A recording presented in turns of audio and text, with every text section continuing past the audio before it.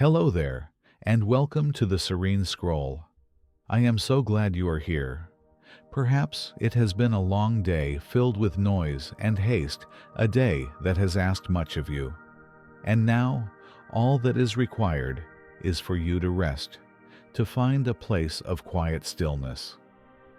Just before we begin our journey tonight, if these quiet explorations help you unwind or give you a peaceful way to end your day, consider gently tapping the like button and subscribing to the channel. It allows our small community of travelers to grow. Now let us begin. Find your place of rest. Let your body settle into the surface that supports you, feeling the gentle, unwavering pressure of gravity holding you safe. There is nowhere else you need to be, and nothing else you need to do. This time is a gift you have given yourself, a small, quiet harbor in the vast ocean of time. Allow your eyes to close if they have not already, or, if you prefer, let your gaze soften, resting unfocused in the dim light of your room. Notice the subtle architecture of your own comfort, the weight of a blanket, the coolness of a pillow, the simple, profound relief of letting go. Feel the day's tension begin to dissolve like salt in warm water. The muscles in your jaw, your shoulders, your hands, they have permission to release. You can let them soften, let them be heavy, let them be still. Now bring your awareness gently and without effort to your breath. There is no need to change it, no need to control it in any way. Simply observe its natural rhythm, this ancient, faithful companion. Notice the air as it enters cool and fresh, filling your lungs. And notice it as it leaves warm and soft, carrying with it what is no longer needed. Each breath is a quiet tide, a gentle rise and a slow fall, an effortless cycle of receiving and releasing. Imagine for a moment that with every inhalation you are drawing in peace, drawing in stillness. And with every exhalation you are letting go of the echoes of the day, the conversations, the worries, the lists of things yet to be done. They can all drift away on that warm, outgoing tide, in and out. A gentle wave washing over the shore of your being, smoothing away the footprints of the day, leaving behind only calm, quiet sand. In this state of deepening peace, let your imagination begin to stir. Picture a place of perfect tranquility, a quiet harbor at the edge of the world, cradled by gentle hills and bathed in the soft silver light of 1,000 distant stars. The water here is as dark and smooth as polished obsidian, reflecting the constellations above in perfect shimmering detail. There are no harsh lights here, no loud noises. The only sounds are the soft, rhythmic lapping of water against a wooden dock, and perhaps the faint, distant song of a night bird. The air is cool and carries the clean, faintly salty scent of a sleeping ocean. This is your own private sanctuary, a place of absolute safety and stillness. Here in this starlit harbor, your vessel awaits. This is not a ship of wood and sail, but a vessel of consciousness, a ship of the imagination, crafted from dream stuff and intention. It is yours and yours alone. Perhaps it looks like a classic sailing ship with masts that reach for the heavens. Or maybe it is a sleek, silent craft of glowing light. It might be small and personal, a cozy sanctuary for one, or it might feel vast and ancient. It does not matter what form it takes. All that matters is that it feels safe, strong, and ready. It floats serenely at the dock, its lines tied loosely, rocking ever so gently on the calm water. It has been waiting for you. Your body resting here and now is the anchor for this vessel. Feel its weight, its solid, comforting presence. It moors you to this moment, to this quiet harbor, ensuring that no matter how far your mind may travel, you are always tethered to a place of safety and peace. Your breath, that gentle tide, is what keeps the vessel in a state of calm readiness, the rise and fall a soft lullaby of stillness. You are both the passenger and the captain of this ship. You are the dreamer, and this harbor is the threshold of your dream. As you stand on the dock, looking at your waiting vessel, take a moment to notice what you are carrying with you. The day leaves its mark upon us all, small burdens, lingering thoughts, unresolved emotions. Imagine them as heavy sacks or wooden crates you have been carrying on your shoulders. You do not need to take them with you on this journey. See yourself one by one setting them down on the dock. The worry about tomorrow, set it down. The memory of a difficult moment, set it down. The endless to-do list, leave it here. The journey ahead requires you to travel light. These things will be here if you need them when you return, but for now, they have no place on the open seas of the cosmos. Feel the lightness in your shoulders as you release them. Feel the freedom of being unburdened. Step aboard your vessel. Feel the solid deck beneath your feet. It is sturdy, reliable. Find a comfortable place to rest, perhaps near the bow, where you can look out at the star-dusted water. From here, the harbor seems to embrace you. The quiet hills are like sleeping giants guarding your peace. The stars above are not just distant points of light. They are invitations. Each one is a destination, a mystery, a world of its own. They form a celestial map, a glowing, silent guide for the journey you are about to undertake. You feel a subtle shift in the air, a change in the energy around you. It is the feeling of imminence, of a beginning. The gentle rocking of the ship becomes a little more purposeful. The silence deepens, filled with a sense of anticipation. The lines that tie you to the dock of the waking world have grown slack. The anchor of your physical body holds you fast, but you can feel a gentle, persistent pull from the cosmos, a call to the great, quiet void. The tide is turning. The harbor has served its purpose, offering you a space to prepare, to let go, to find your center. But it was never meant to be the final destination. It is the gate. Look up at the sky one last time from this place of stillness. The Milky Way is a luminous river flowing across the heavens, a path of light leading from this world to the next. The journey to Jupiter does not begin with a roar of engines or a violent burst of speed. It begins here in the quiet heart of a starlit harbor with a single silent decision to let go of the shore. The vessel trembles slightly, not with fear, but with readiness. It knows the way.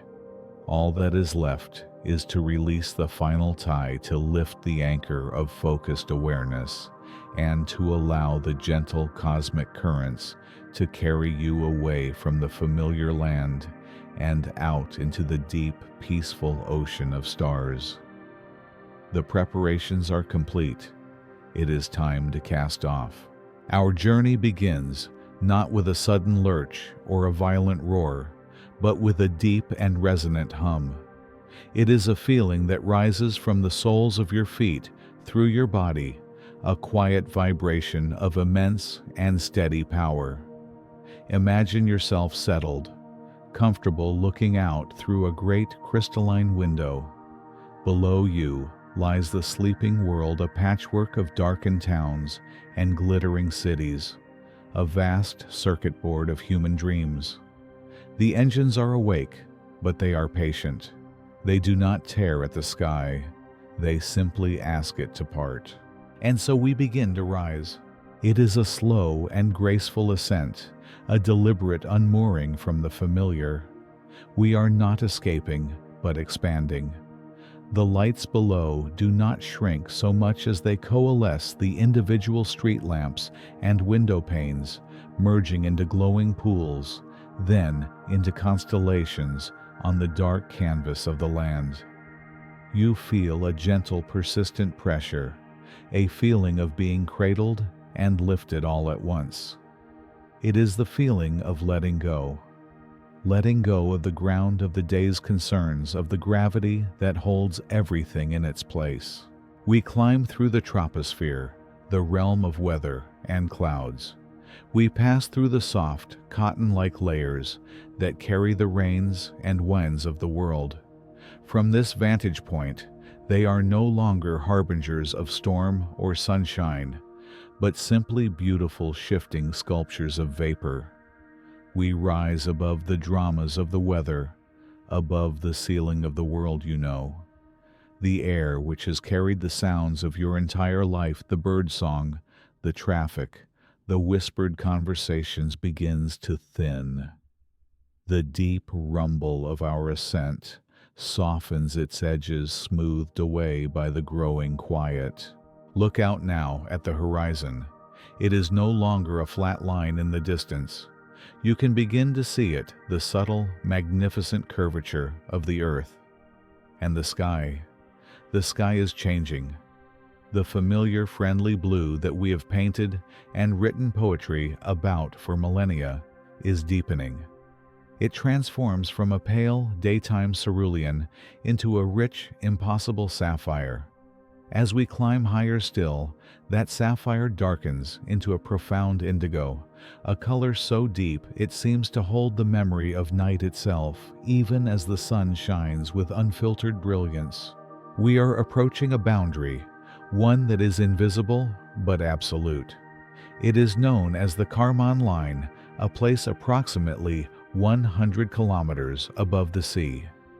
It is a conceptual threshold, the altitude where the atmosphere becomes too thin to support flight by creating lift. Here the principles of aeronautics give way to the laws of astronautics. It is the point where the sky ends and space begins. As we cross this unseen line, the last whispers of atmospheric friction fall away. The final hum of our vessel fades into the background, and we are met with a silence so pure, so complete, it is a presence in itself. It is the silence of the void, the great still emptiness that holds the music of the spheres.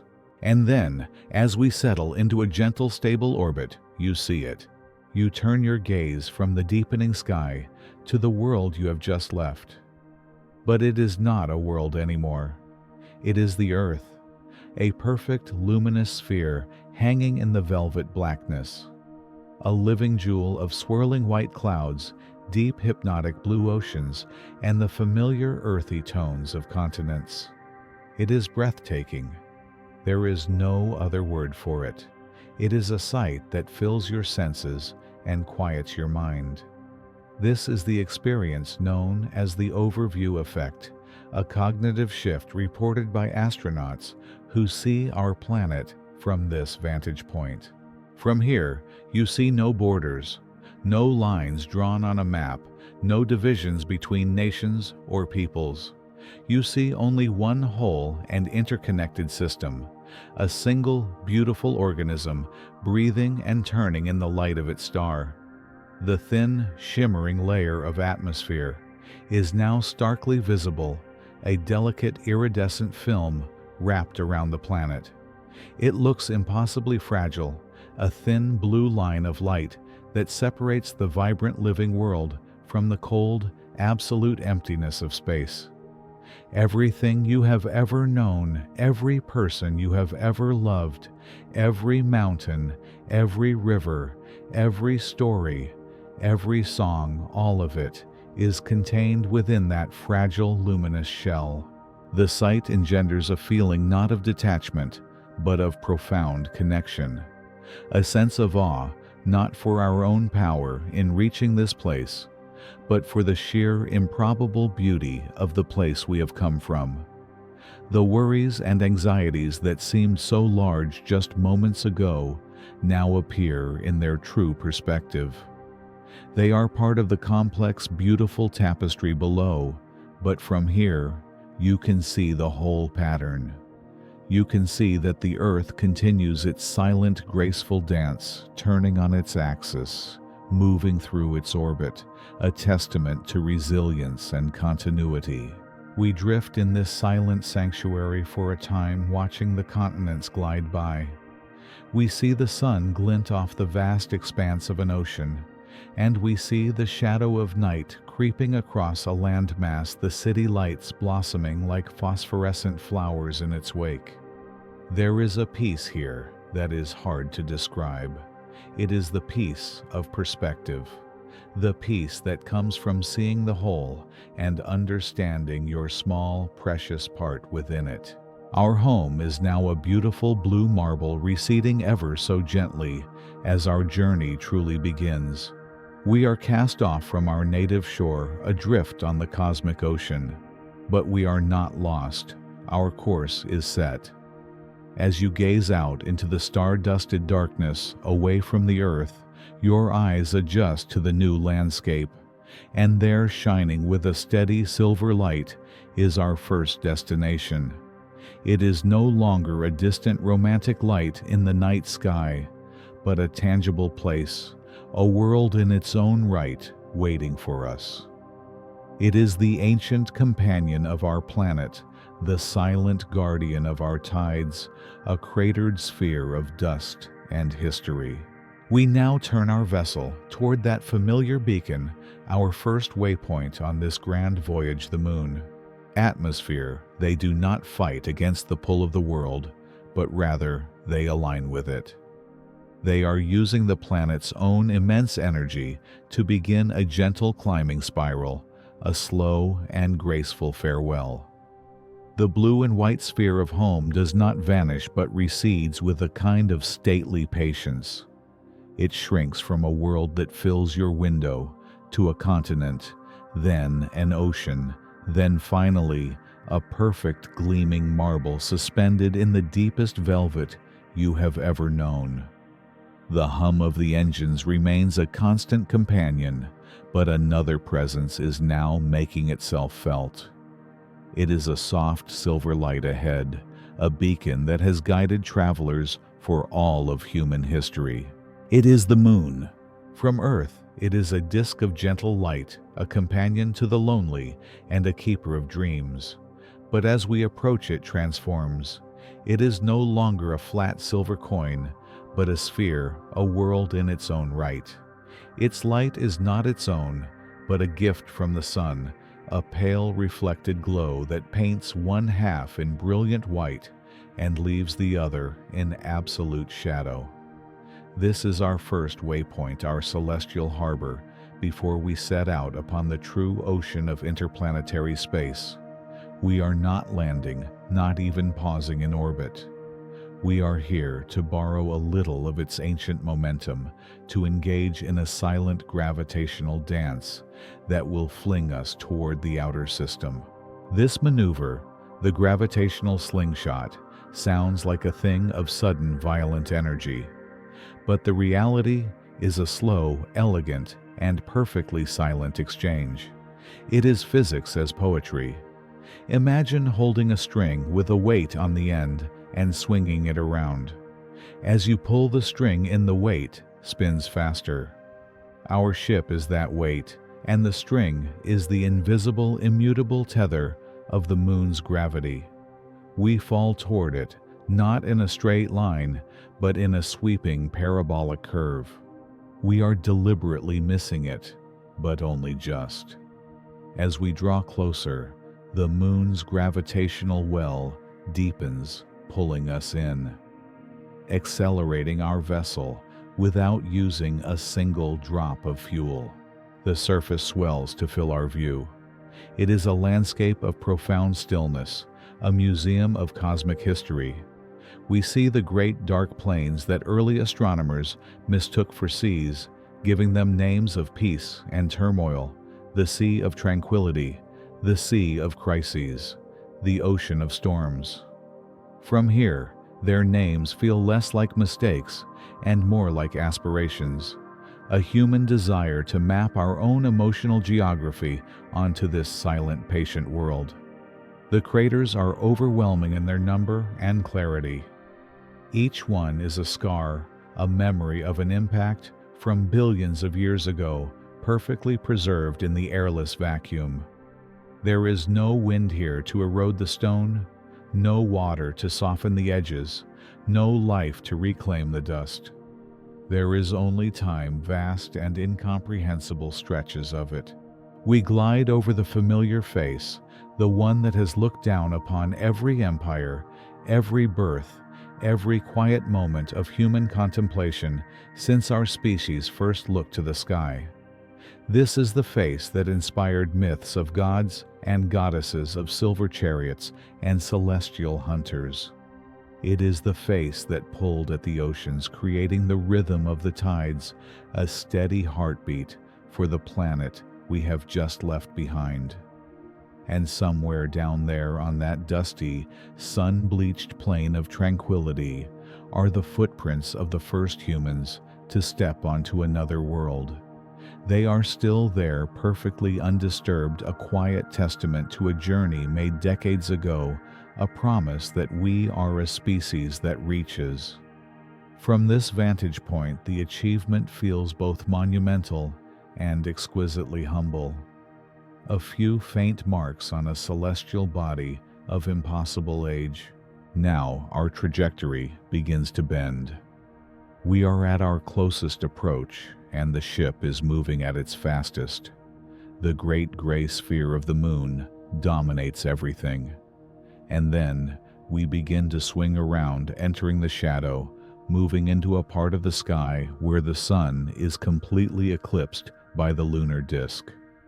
For a few moments, the universe changes. The brilliant glare is gone. The stars, no longer washed out by reflected sunlight, blaze forth in their billions. The Milky Way is no longer a faint, cloudy band, but a river of diamond dust, a torrent of light so dense and intricate it feels alive. This is the sky as it is meant to be seen, without the filtering veil of an atmosphere. And as we complete our turn, we see it, the far side of the moon. For all of history, this landscape was a complete mystery, a secret kept from Earth. It is not the dark side, for it receives just as much sunlight as the near side. It is simply the unseen side, and it is different. It is more rugged, more heavily cratered, with fewer of the dark Maria, the ancient lava flows. It is a wilder, more chaotic landscape. It holds no human stories, no familiar shapes of a man or a rabbit in its patterns. It is purely, unapologetically itself. Seeing it is like hearing the end of a sentence you have been waiting your whole life to hear. It completes the sphere, makes the moon whole in our minds for the first time. The maneuver is almost complete. The invisible string of gravity has done its work. As we emerge back into the sunlight on the other side, we are moving significantly faster than when we arrived. The moon has given us a gift, a push on our way. It falls away behind us now, shrinking once more from a world to a sphere, from a sphere to a bright, familiar circle. We have paid our respects.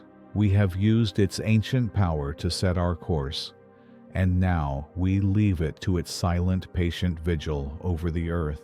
Looking back, we can now see both worlds in a single glance, the brilliant blue of Earth and the soft, pearlescent gray of the moon. They are a binary system, a parent and a child, forever locked in a gravitational embrace. They look fragile and beautiful against the infinite black. This is our cradle, the entire sphere of human existence, now small enough to cover with your thumb. A feeling of immense distance begins to settle in, not of loneliness, but of perspective. all our triumphs, all our sorrows, all our noise contained in that tiny swirling ball of blue. Our trajectory is now set. We are no longer in orbit around the Earth or the Moon. We are now in orbit around the Sun. We have been handed off past from the gentle gravity of our home world to the commanding central pull of our star. The journey into the deep has truly begun. The hum of the engines is still there, but you can feel a new influence now, something subtle and vast. It is not a pull, but a constant ethereal pressure on the skin of the ship. The void between the planets is not an empty vacuum, as was once believed. It is a dynamic, flowing medium filled with unseen currents and particles, a river of energy pouring out from the star we are now traveling toward and then beyond. We are now sailing on this river with the solar wind at our back.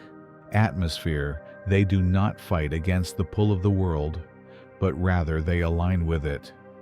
They are using the planet's own immense energy to begin a gentle climbing spiral, a slow and graceful farewell. The blue and white sphere of home does not vanish, but recedes with a kind of stately patience. It shrinks from a world that fills your window, to a continent, then an ocean, then finally a perfect gleaming marble suspended in the deepest velvet you have ever known. The hum of the engines, the familiar vibration that has been the subtle soundtrack to this departure, now softens.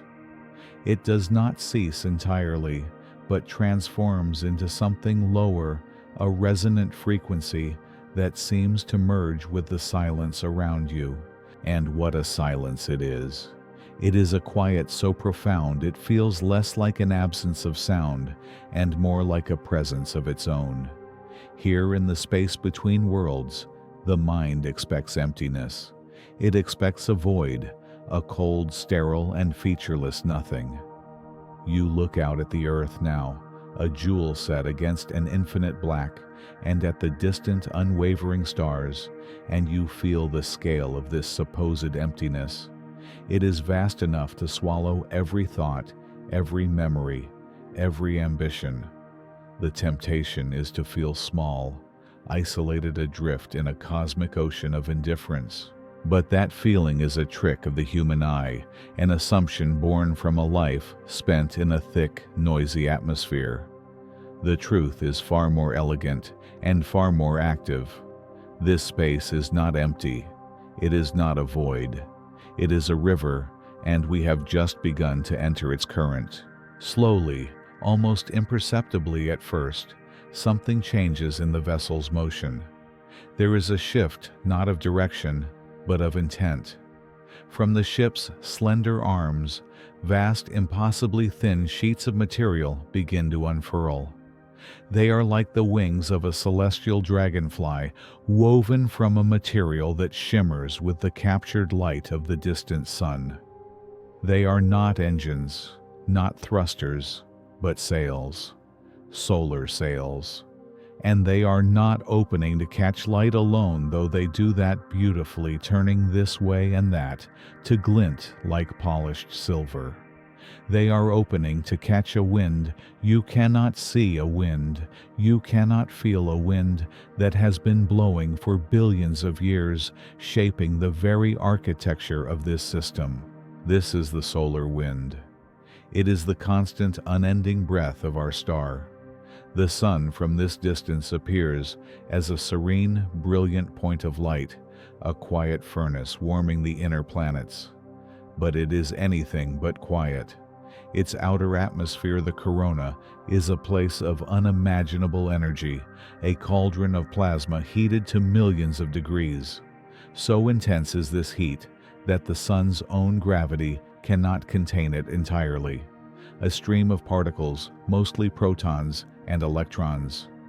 The very building blocks of matter is flung outward in all directions, a relentless exodus from the star's surface.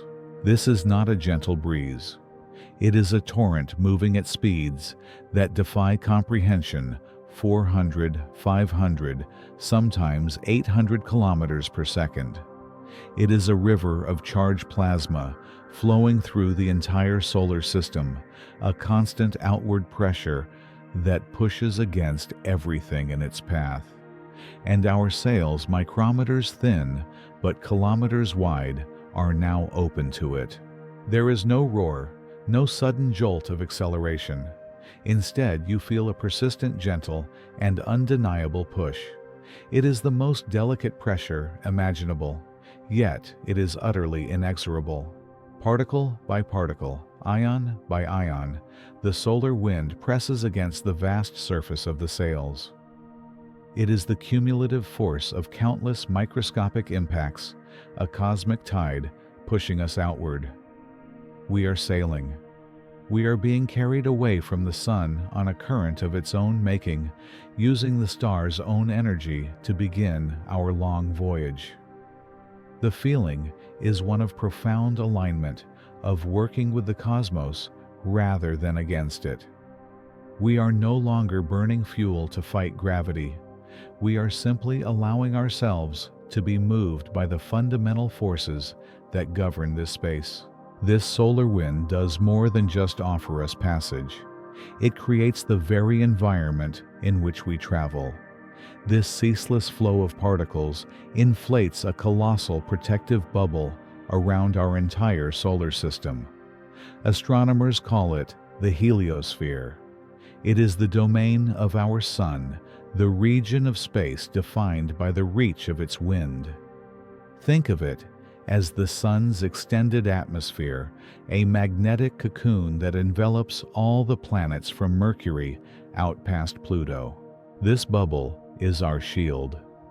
Beyond its borders lies interstellar space, a far more hazardous realm, filled with high-energy cosmic rays, particles accelerated to nearly the speed of light by distant supernovae and other violent cosmic events. These rays are a form of radiation far more penetrating and dangerous than anything the sun produces. But the heliosphere, with its outward flowing wind and embedded magnetic fields, deflects the majority of them. It is a sanctuary, a cosmic harbor. As we journey toward Jupiter, we are not traveling through an exposed hostile void.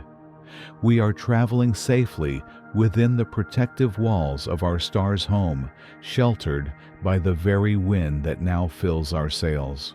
You can almost feel it, this invisible structure. Looking out the viewport, the blackness no longer seems empty.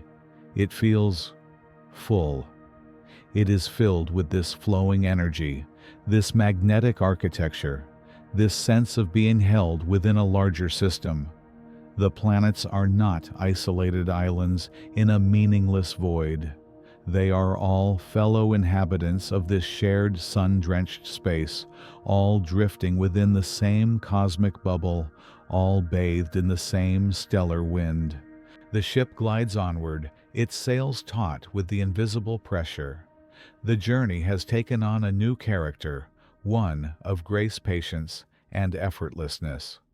We are being carried cradled in a current that flows from the heart of our solar system out to its farthest frontiers. The initial brute force climb away from Earth has given way to this silent cosmic ballet. The ship itself seems to breathe with a new rhythm, one of quiet confidence, its systems monitoring the flow of particles, its sails adjusting by fractions of a degree to find the strongest part of the current. To reach the outer worlds, however, our path is not a straight line. The laws of celestial mechanics demand a more intricate dance, a gravitational slingshot, to build the velocity we need for the long journey ahead. And to perform this dance, we must first move inward. We must bow toward the King before we can journey to the distant provinces of his kingdom. The great sails begin a slow, deliberate turn, angling themselves against the solar wind, not to slow down, but to alter our trajectory. The constant push is now being used to nudge our orbit, to guide us into a long falling curve that will take us closer to the Sun. We are turning our backs on the path to the outer system for a time, preparing to swing around the star's immense gravity well. As our course changes, the Sun is no longer just a brilliant point of light. It grows subtly, but noticeably, becoming a more dominant presence in the sky. The light it casts into the cabin feels warmer, sharper. The instruments that measure the solar wind report a steady increase in its density and speed. We are leaving the gentle, temperate currents of Earth's orbit and sailing into the faster, hotter channels closer to the source.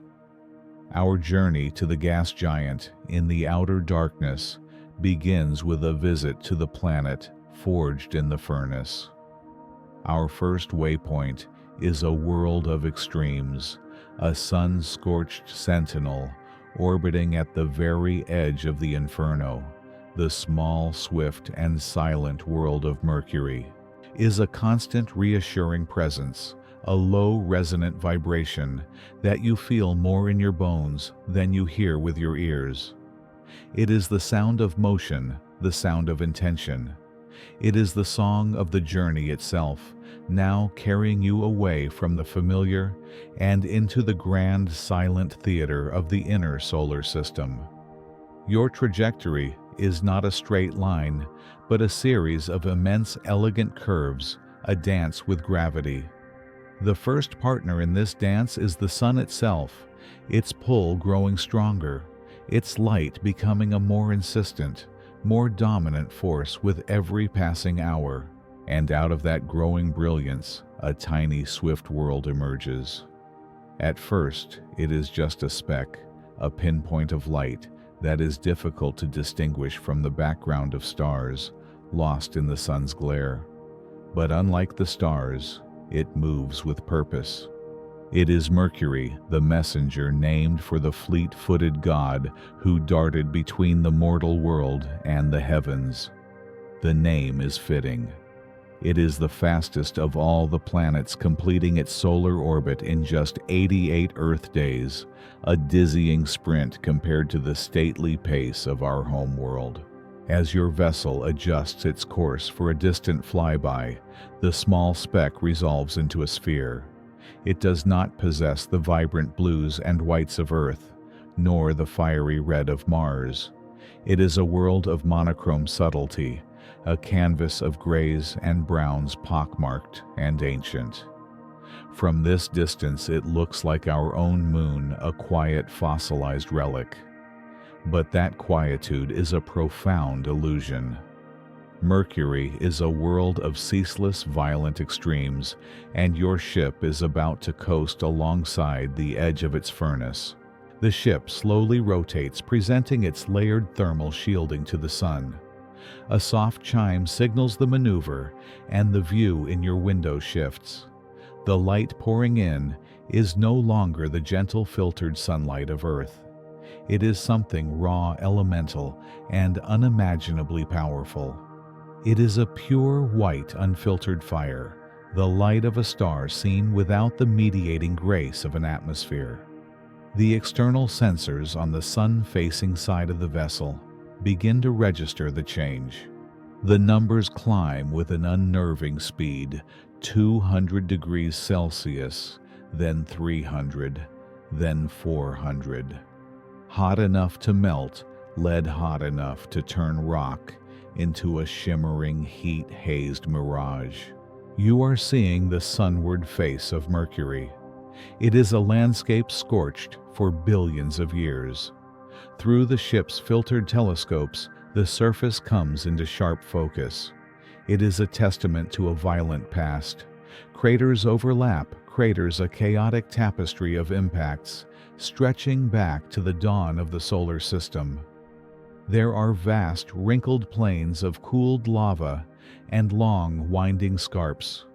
Cliffs that snake for hundreds of kilometers across the surface formed when the planet's massive iron core cooled and contracted, causing the crust to buckle and break. You focus on the Callisto Basin, one of the largest impact structures in the entire solar system.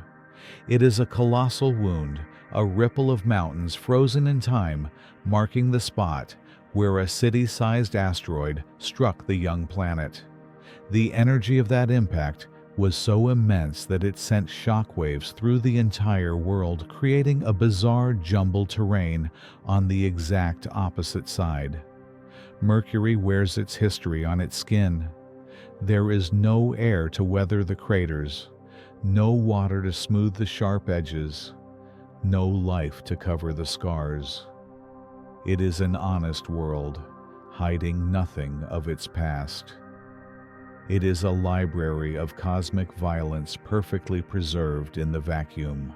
As your vessel continues its graceful arc, you approach the terminator, the line where the brutal day meets the profound night. The transition is not a gentle twilight, but a stark, razor-sharp boundary.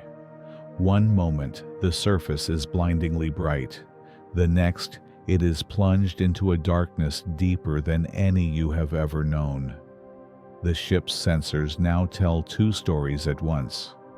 The side facing the sun still registers the infernal heat, but the sensors on the shaded side begin a precipitous drop. The temperature plummets past zero, past the freezing point of water, and continues its descent into the cryogenic depths. Minus 100 degrees Celsius, minus 150. It settles at a cold so absolute, so empty of energy, it is difficult to comprehend a frigid 170 degrees below zero. Your ship is now coasting between two impossible realities. On one side, an oven. On the other, the deepest freeze. And in that freezing darkness, Mercury holds its most beautiful secret, its greatest paradox. The telescopes refocus, peering into the deep shadows of craters near the planet's poles.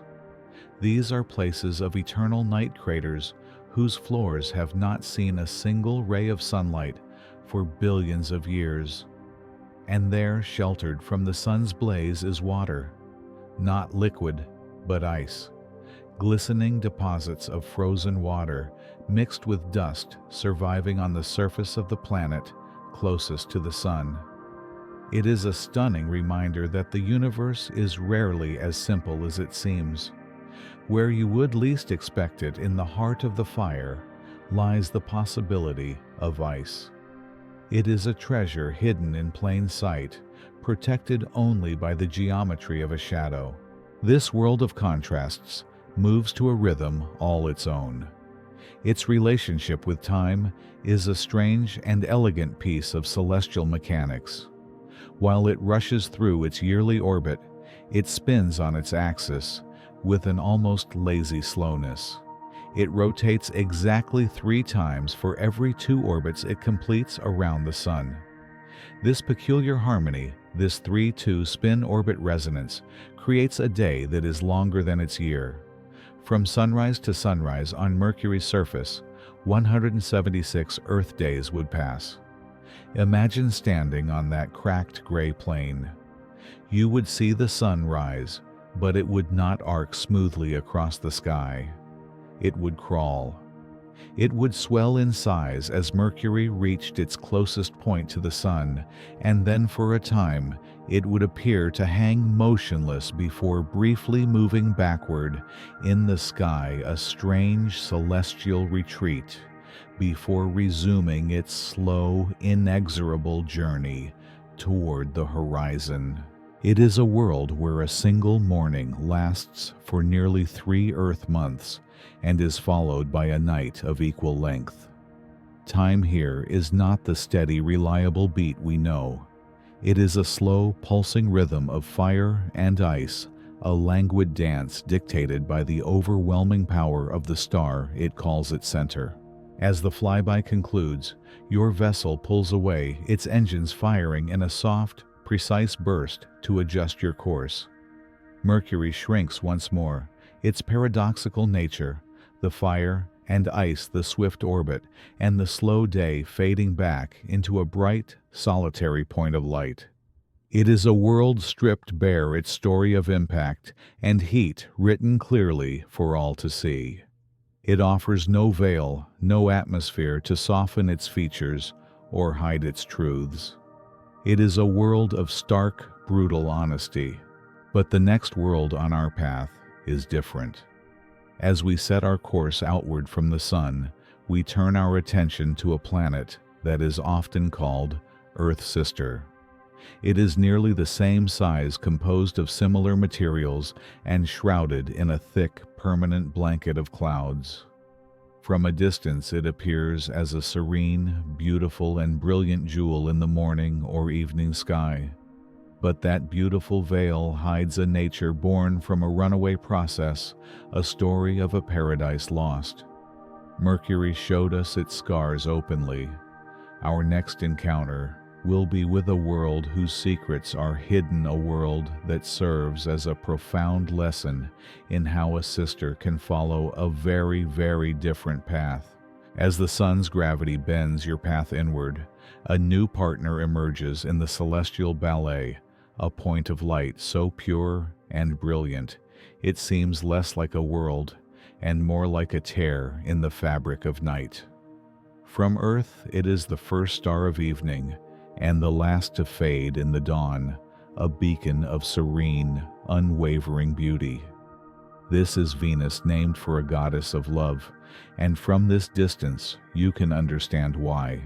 It hangs in the void like a perfectly formed pearl, wrapped in an unbroken layer of pale, yellow-white cloud that swirls in gentle, mesmerizing patterns.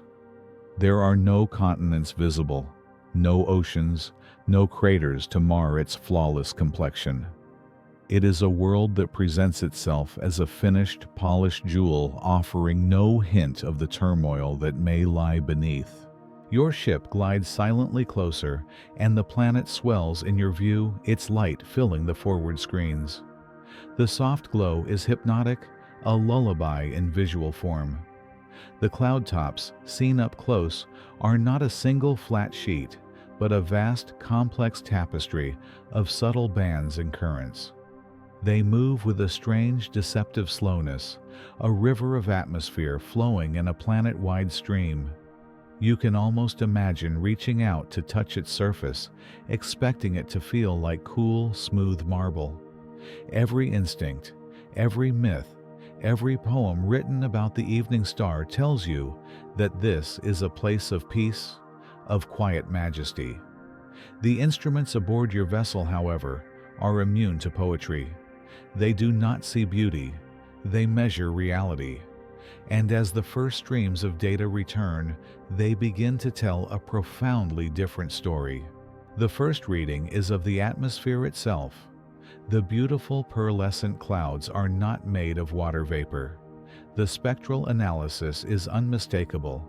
They are thick, dense veils of sulfuric acid, corrosive and choking, and they are merely the highest, thinnest layer of an atmosphere of almost unimaginable density.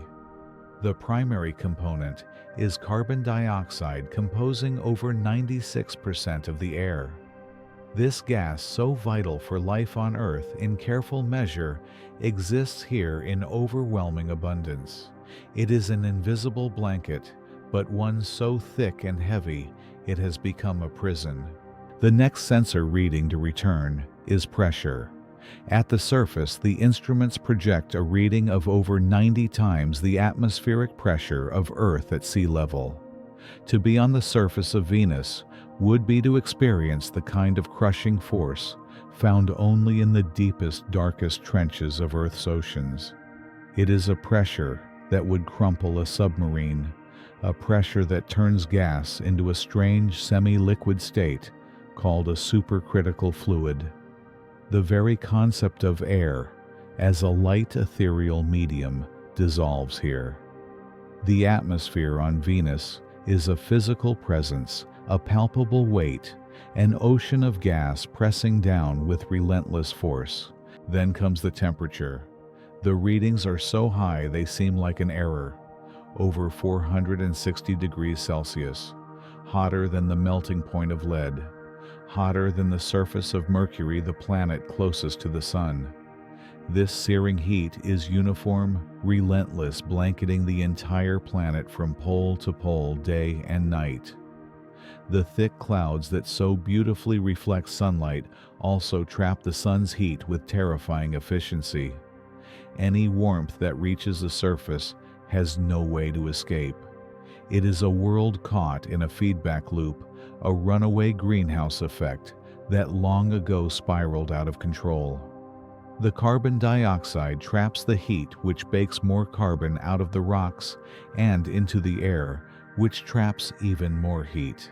It is a planetary fever that never broke.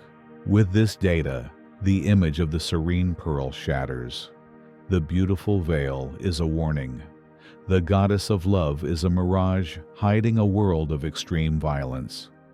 Beneath those tranquil clouds is a landscape baked and sterilized, a surface of volcanic rock, glowing a dull, angry red in the perpetual twilight that filters through the acid haze. There is no water, no relief, only the oppressive weight of the sky, and a heat that would vaporize any life as we know it in an instant. The ship's systems gently alter your course, pulling you into a wider, observational orbit. There is no question of landing, no possibility of exploration beyond these remote readings. But as you circle this veiled world, a profound question begins to form, a question born from the stark contrast between what Venus is and what it might have been. Planetary science suggests that 4 billion years ago, Venus and Earth were remarkably similar. Sisters, born from the same protoplanetary disk of similar size and mass, both likely held vast oceans of liquid water under a thinner, more temperate sky. Close your eyes for a moment and allow your mind to drift back through that deep time. Imagine standing on the shore of a Venusian ocean. The sun in the sky is slightly larger, slightly brighter than Earth's, but the light is gentle. The waves of that ancient sea lap against volcanic sands. Perhaps primitive life was stirring in those waters, just as it was in the oceans of early Earth. What did the air smell like? What color were the sunsets through that primordial atmosphere? It was a world of possibility, a world on a branching path. But the paths diverged. Venus was just a little closer to the sun. That little bit of extrasolar energy began to evaporate its oceans more quickly. Water vapor itself, a potent greenhouse gas, filled the atmosphere, trapping more heat, which in turn caused more water to evaporate. A cycle began. And as the planet warmed, volcanoes may have pumped more and more carbon dioxide into the air. At some point, a critical threshold was crossed, a tipping point. The process became irreversible. The oceans boiled away completely, the hydrogen was stripped away by the solar wind, and the carbon dioxide remained, forming the suffocating blanket that exists today. Venus is not just a planet. It is a memory of a different outcome. It is a ghost of a water world. It stands as a silent, searing testament to the fragility of equilibrium. It shows how a system, be it a planet, an ecosystem, or a life, can be pushed past a point of no return, transformed by a runaway process into something unrecognizable. Its beauty seen from afar becomes a tragic irony. It is the beauty of a mask hiding a story of a paradise, lost, a potential that was scorched out of existence. We look upon Venus, and we see a cautionary tale written in the language of physics and chemistry. It reminds us that balance is a precious and delicate thing. The same laws that allow for the temperate, life-giving climate of Earth, when given slightly different starting conditions, produce this inferno. It is a profound lesson in cosmic humility. As your journey continues, Your ship pulls away its trajectory, now bending outward, away from the sun. Venus shrinks behind you, its brilliant light softening once more, its violent secret again hidden by distance.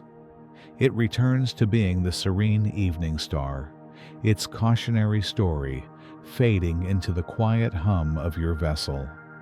The experience leaves a residue, a sense of sobriety and wonder. Venus shouts its history through a searing, impenetrable wall of gas, a story of what can be irrevocably lost. But other worlds whisper their histories more subtly. As you swing past Earth's own orbit and move into the outer realms of the inner solar system, another world comes into view. It does not hide behind a veil of brilliant white, but wears its past, openly etched in canyons of rust-red dust and capped by polar ice. It is a world of memory, a planet that invites us not to imagine a past that was lost, but to search for the faint echoes of what might have been. We turn our attention now to this colder, clearer world, to the red memory. We turn our course toward Mars. Leaving the searing pearl of Venus to shrink in your wake, you turn your gaze outward away from the sun's immediate family. The next world does not announce itself with brilliance, but with a quiet, steady glow, like a campfire ember dying in the vast cosmic dark. This is Mars. It doesn't shimmer. It waits. As you draw closer, the simple point of reddish light resolves into a sphere of breathtaking detail, a world of rust and silence. Unlike Venus, whose secrets are veiled by a thick, swirling shroud of acid clouds, Mars offers its story openly to the sky. Its atmosphere is a whisper, a thin veil of carbon dioxide, so tenuous that the planet's ancient scarred surface is laid bare beneath it. You see a globe painted in 100 shades of ochre terracotta and butterscotch, a world that has been holding its breath for billions of years. There is an immediate, palpable sense of history here, of a narrative that has reached its final quiet chapter. This is not a place of violent ongoing change, but a museum of what once was. It is a planet-sized memory etched in stone. Your journey begins with a slow, silent orbit over a feature that defies terrestrial comparison. It is a gash, a wound in the planet's crust, so vast it would stretch from one coast of North America to the other. This is Valles Marineris. It is not a canyon carved by a river's patient work, but a colossal crack, a tectonic scar that formed as the planet's crust stretched and broke under unimaginable stress. From this vantage, it is a grand, silent chasm deep enough to swallow mountains whole. Its floor is a complex tapestry of layered rock landslides, frozen in time, and dunes of fine red dust sculpted by a wind that is now barely a breeze. You imagine standing on its rim, the silence absolute, save for the faint hiss of your own breath. The sky above would not be blue, but a pale, pinkish tan, the color of dust suspended in a thin atmosphere. The sun would appear smaller, its light colder, casting sharp, long shadows across the canyon floor miles below. There is a profound loneliness in this vista, a melancholy beauty that speaks of immense power long since faded. The forces that ripped this world open have fallen dormant. The echoes of its violent youth have dissipated into the vacuum, leaving only this magnificent silent testament. It is a story written not in words, but in broken stone, a chronicle of a planet's long, slow sigh of geological release. As your orbit carries you onward, the terrain begins to rise. A shape emerges on the horizon, a form so immense and yet so gentle in its slope that it barely registers as a mountain at first. This is Olympus Mons, the largest volcano in the solar system. It is a titan sleeping under a thin blanket of ochre dust. 3 times the height of Mount Everest, its base is so wide that if you stood at its center, its edges would lie far beyond the horizon. You would not even know you were on a mountain. You would feel as though you were standing on a vast, gently sloping plain, rising imperceptibly toward that pale, salmon-colored sky. This colossal shield volcano is a monument to a past fire, a time when Mars had a hotter, more vigorous heart. For millions of years, lava flowed from its caldera not in explosive bursts, but in slow, steady rivers of molten rock, building the mountain layer by patient layer. Now its heart is cold. The great caldera at its summit, a complex of collapsed craters, is a silent, empty amphitheater. It has not seen an eruption in millions, perhaps tens of millions of years. Like Valles Marineris, Olympus Mons is a relic. It speaks of a planet that was once dynamic and alive, a world with a molten core and a churning mantle, a world that could build monuments to its own inner fire. Today it stands as a silent sentinel, a gravestone for the planet's lost heat. Its slopes smoothed by an eternity of thin winds and faint dustings of carbon dioxide frost. But it is not these grand, violent features that hold the most poignant story. As you adjust your view, looking to the sprawling plains and ancient cratered highlands, you begin to see them faint, branching networks of channels, delicate and intricate, etched across the land. You see the unmistakable shapes of dry riverbeds, meandering valleys that flow into the ghostly outlines of vast, empty lakebeds. You see alluvial fans where ancient streams once deposited sediment, and great deltas where mighty rivers emptied into northern seas that have long since vanished. This is the red planet's most profound secret, its most heartbreaking memory. Mars was once a water world. Billions of years ago, under a thicker, warmer atmosphere, liquid water flowed freely across its surface. Rain may have fallen from its skies, rivers carved their way through its canyons, and waves may have lapped against the shores of a primordial ocean. Here in these faint, ghostly patterns is the undeniable evidence of a world that was once much more like our own. It is a library whose books have turned to dust, but whose chapter titles remain hauntingly legible from above. And down there on the floor of an ancient crater lake, or sifting through the layers of a forgotten river delta, are our patient emissaries. Tiny wheeled robots powered by sunlight and nuclear batteries inching their way across the silent landscape. They are the extensions of our own senses, our proxies in this cold, distant desert. They drill into rocks, analyze the soil, and taste the thin air searching. They are not just looking for signs of past water. They are looking for the chemical whispers of life. They are tracing the lines of these ancient poems, hoping to find a single fossilized word that would tell us we were not and are not alone. There is a deep and wistful hope in their solitary mission, a testament to our own need to find connection, to read the stories of other worlds, and see a reflection of our own. The water is gone, bled away into space after the planet's magnetic field failed, and the solar wind began its relentless work of stripping the atmosphere away. Some of it remains frozen in the polar ice caps and locked away as permafrost beneath the red soil.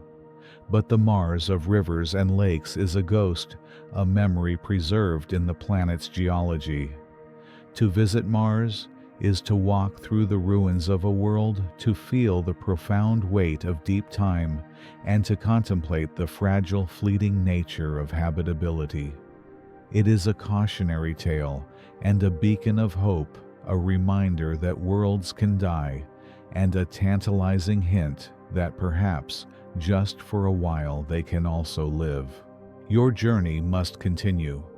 As you pull away, Mars shrinks once more into that steady, ruddy point of light, a silent ember in the rear view. You have now passed through the inner circle of the solar system, the domain of the rocky terrestrial worlds. You have seen the scorched iron heart of Mercury, the suffocating beauty of Venus, and now the cold red memory of Mars. These are the worlds of rock and metal, the dense compact siblings huddled close to the sun's fire. Before you now lies something new. Not a planet, but an absence. A vast, dark, and empty space. A chasm that separates the inner worlds you know from the giants that lie beyond. This is the Great Divide, a frontier land littered with the rubble of planetary formation, a belt of countless asteroids tumbling silently through the void. To cross it is to leave the familiar neighborhood of your home system and venture into the outer realm, a place of truly colossal scales and alien laws. You are leaving the hearth of the solar system and preparing to step into the court of kings. The red planet falls away behind you, its rust-colored light a fading memory. For a time it holds its own against the black, a final warm ember from the hearth of the inner solar system. But distance is the great equalizer of light. Soon Mars is indistinguishable from a distant star joining Venus, Earth, and Mercury as faint, silent diamonds sewn into the velvet curtain of space. You have now turned your back on the entire family of terrestrial worlds. All that you have known, all the landscapes of rock and dust, of searing heat and frozen canyons, now lies in one small quadrant of the sky behind you. A profound silence descends, a quiet deeper than any you have yet experienced. It is the silence of true separation. Your attention turns to the sun. It is no longer a vast benevolent orb that fills your vision and warms your senses. From here, its power is undeniable, but its form has changed. It has collapsed into a point of pure, ferocious brilliance, a celestial furnace viewed from a respectful distance. Its light is no longer a gentle diffuse wash, but a collection of sharp silver needles that pierce the darkness. The shadows it casts are absolute, etched with perfect razor-sharp clarity against the void. There is no atmosphere out here to scatter its rays, no haze to soften the edges. There is only light and its perfect absence. This transformation of the sun marks a deeper, more fundamental shift in your journey. You are entering the great chasm, the vast and lonely gulf that separates the rocky familiar worlds from the colossal gaseous realms beyond. The distance between Mars and Jupiter is more than double the distance from the Sun to Mars. It is an ocean of emptiness so profound that it redefines the very concept of scale. The inner solar system, which once felt so expansive, now seems like a crowded, sun-drenched shoreline. You are leaving that shore behind, pushing off into the deep, dark waters of the cosmos. Days turn into weeks, weeks into months. The journey across this divide is a meditation. There are no landmarks here, no planetary ports of call to break the voyage. There is only the steady, silent glide through an endless night. The sun continues to shrink its dominion over your senses, waning with every passing moment. It is now simply the brightest star in a sky overwhelmed with stars. The constellations' once familiar patterns against a dark canvas now appear as if they are etched in 3 dimensions. Some stars seem close enough to touch, while others feel impossibly far, their ancient light just now reaching you across unimaginable voids. You begin to appreciate that the solar system is not one kingdom, but two separated by this immense unbridged emptiness. The inner realm is one of solid ground of defined surfaces and histories written in craters and canyons. It is a place of geology of worlds you could in theory stand upon. But the realm you are approaching is entirely different. It is a kingdom of atmosphere of gas and ice, of worlds with no true surface, where storms the size of planets rage for centuries, and pressures are so immense they defy comprehension. The laws of this new territory are not written in stone, but in wind and gravity. This great divide is not an accident of celestial mechanics. It is a fossil, a remnant of the solar system's violent birth. Billions of years ago, as the young sun ignited it, created a gradient of temperature across the swirling disk of gas and dust that surrounded it. Close to the sun, it was too hot for materials like water, ammonia, and methane to condense. Only metals and rock could solidify, forming the small, dense planets of the inner system. But farther out, beyond a crucial tipping point, known as the frost line, it was cold enough for these volatile compounds to freeze into ice. Here, there was vastly more raw material available for planet building. This is the secret of the divide. It is the ancient invisible frontier between the realm of rock and the realm of ice. You are crossing that frontier now, moving from a region of scarcity to one of unimaginable abundance. The quiet of this journey is not empty. It is full of a deep and resonant peace. It allows for a kind of perspective that is impossible when nestled close to a world. You see the solar system for what it is, a delicate spinning architecture of gravity and light, a fragile island of order in an infinite sea of chaos. The problems and priorities of a single world, a single life seem to drift away, replaced by a quiet sense of participation in something magnificent and incomprehensibly vast. There is no sense of being lost, only a sense of being part of this grand, silent dance. As you drift deeper into this immense space, a new awareness begins to dawn. The void is not as uniform as it first appeared. There is a subtle change in the darkness ahead. At first, it is just a feeling, a faint intuition that the texture of space is shifting.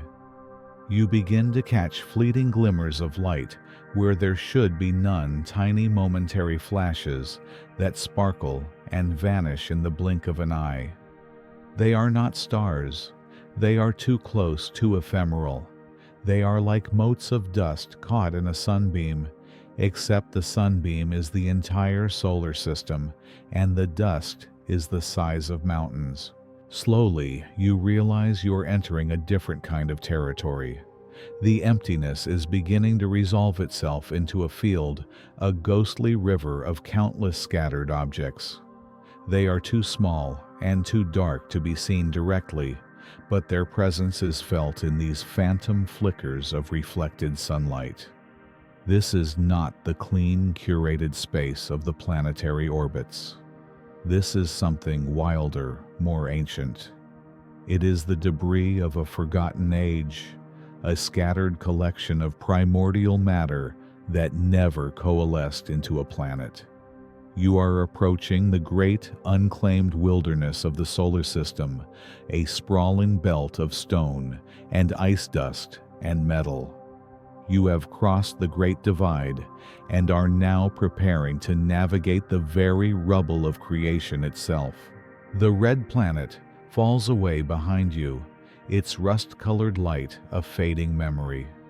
For a time it holds its own against the black, a final warm ember from the hearth of the inner solar system. But distance is the great equalizer of light. Soon Mars is indistinguishable from a distant star joining Venus Earth, and Mercury, as faint, silent diamonds sewn into the velvet curtain of space. You have now turned your back on the entire family of terrestrial worlds.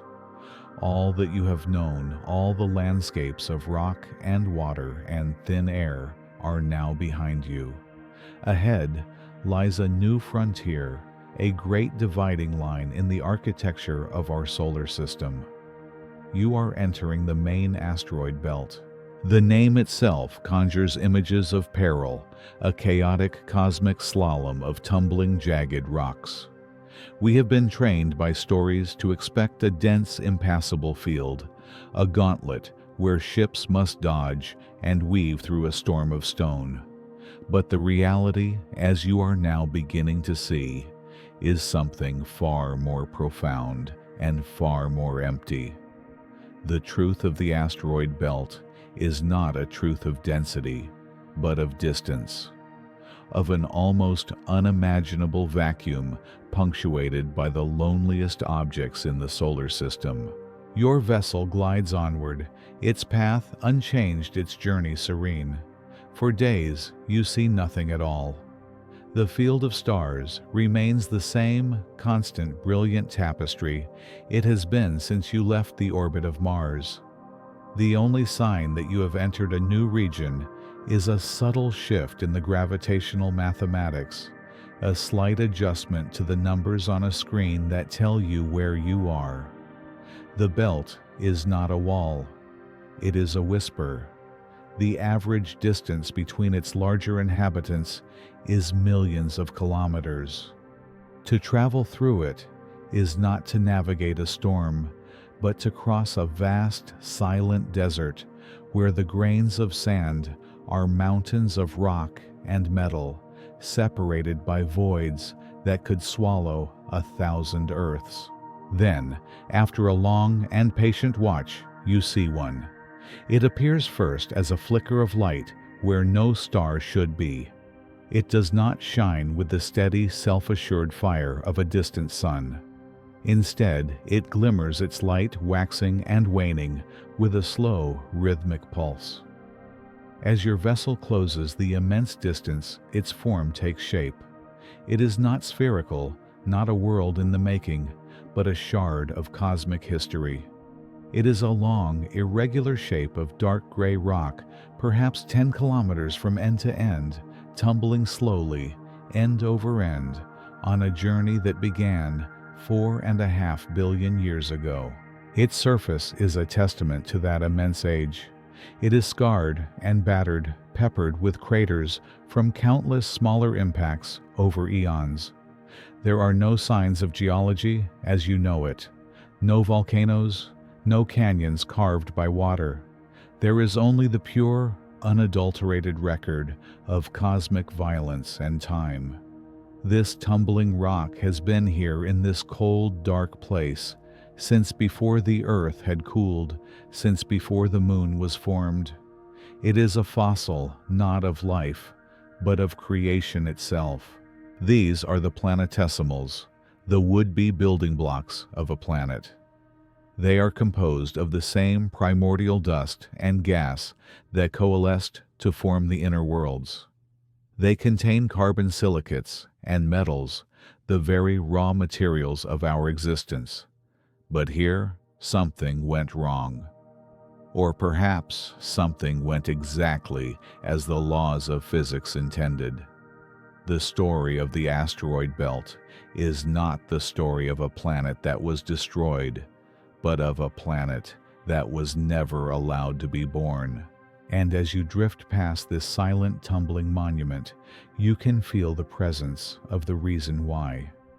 Further out beyond this field of rubble lies a power so immense its influence reaches across hundreds of millions of kilometers of empty space.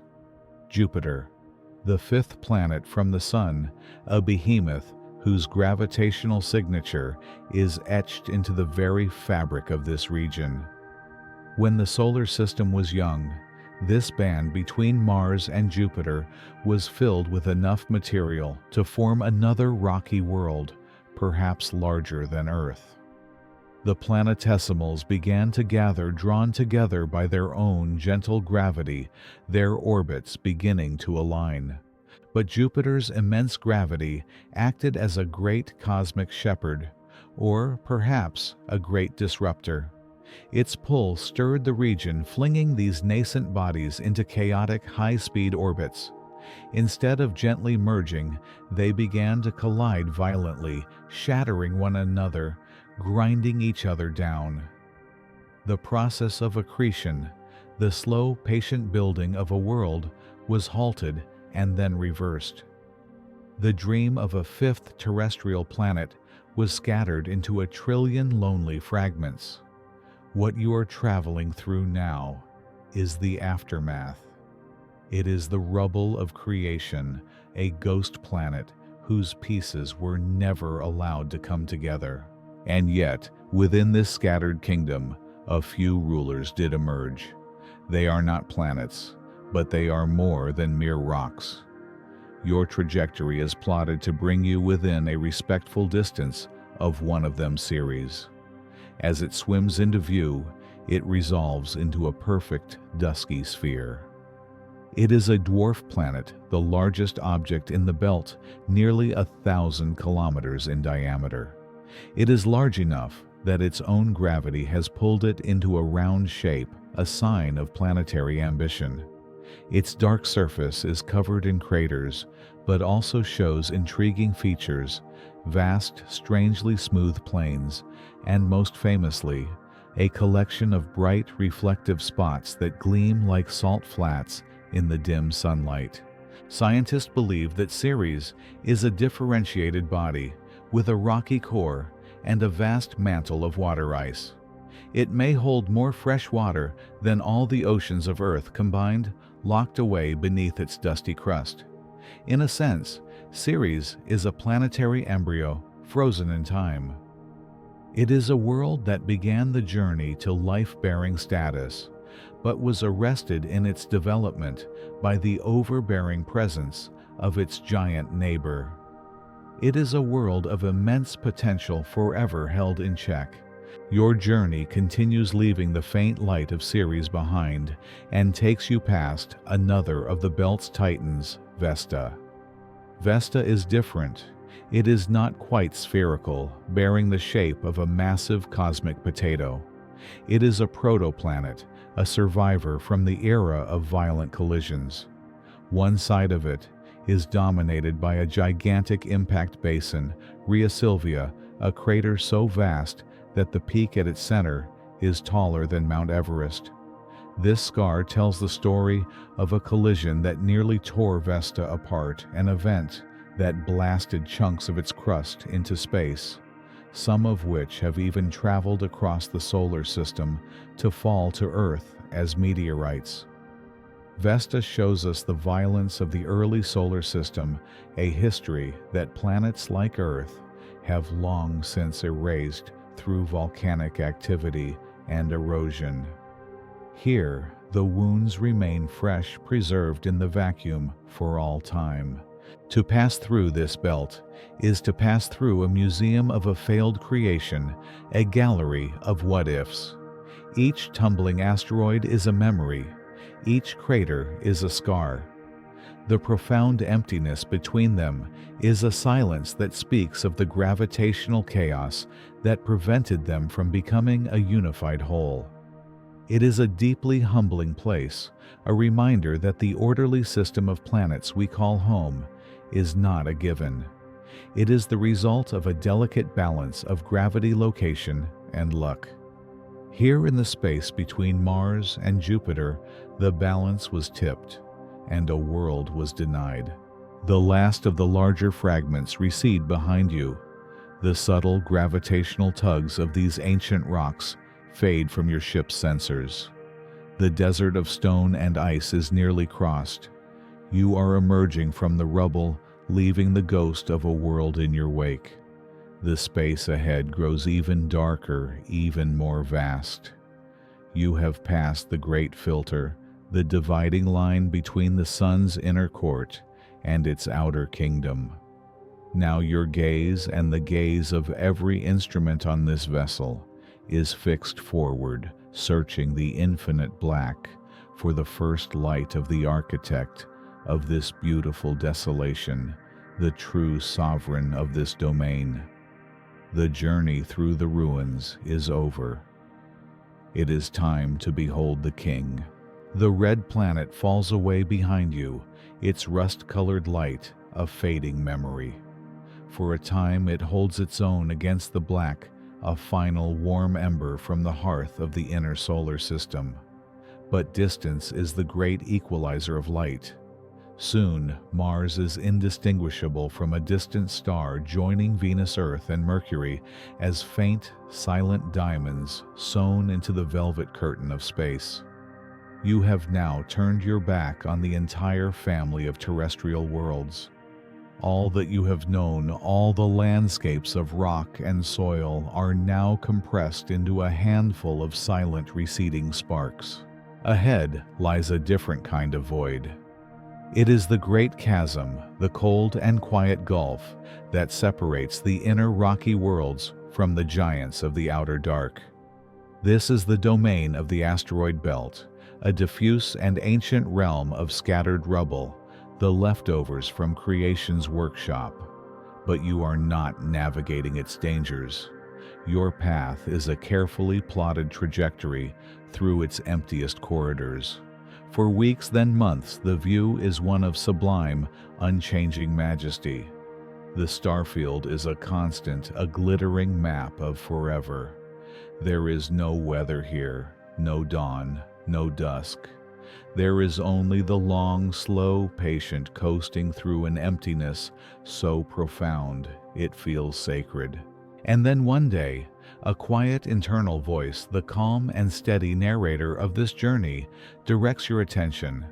It does not speak in words, but in a subtle shift of focus, a gentle nudge of awareness. Look there, it seems to say. Forward, and just a little to the left of the main drive's vector. Do you see it? At first, you see nothing out of the ordinary, just the familiar, uncountable profusion of stars. But you hold your gaze, letting your eyes adjust to the deep black, and you begin to notice one light among the many. It is not the brightest object in the sky. Some of the distant blue giant stars burn with a far more ferocious intensity. But this light is different. It is steady. Other stars, even in the vacuum of space, can seem to have a remote crystalline flicker. This one does not. It shines with a calm, unwavering, and somehow self-possessed luminance. It is a single, perfect, unblinking point of golden white light. It feels less like a distant fire and more like a patient, waiting eye. This is Jupiter. For many more weeks, it remains just that, a resolute star that refuses to twinkle, a fixed point of reference in your forward view. The ship continues its silent flight, and with each passing day, with each 1,000,000 kilometers crossed, the light imperceptibly grows. It is a change too slow to be witnessed in a single moment, yet undeniable over time. You begin to measure your progress not by the ship's chronometer, but by the patient brightening of that single distant lamp.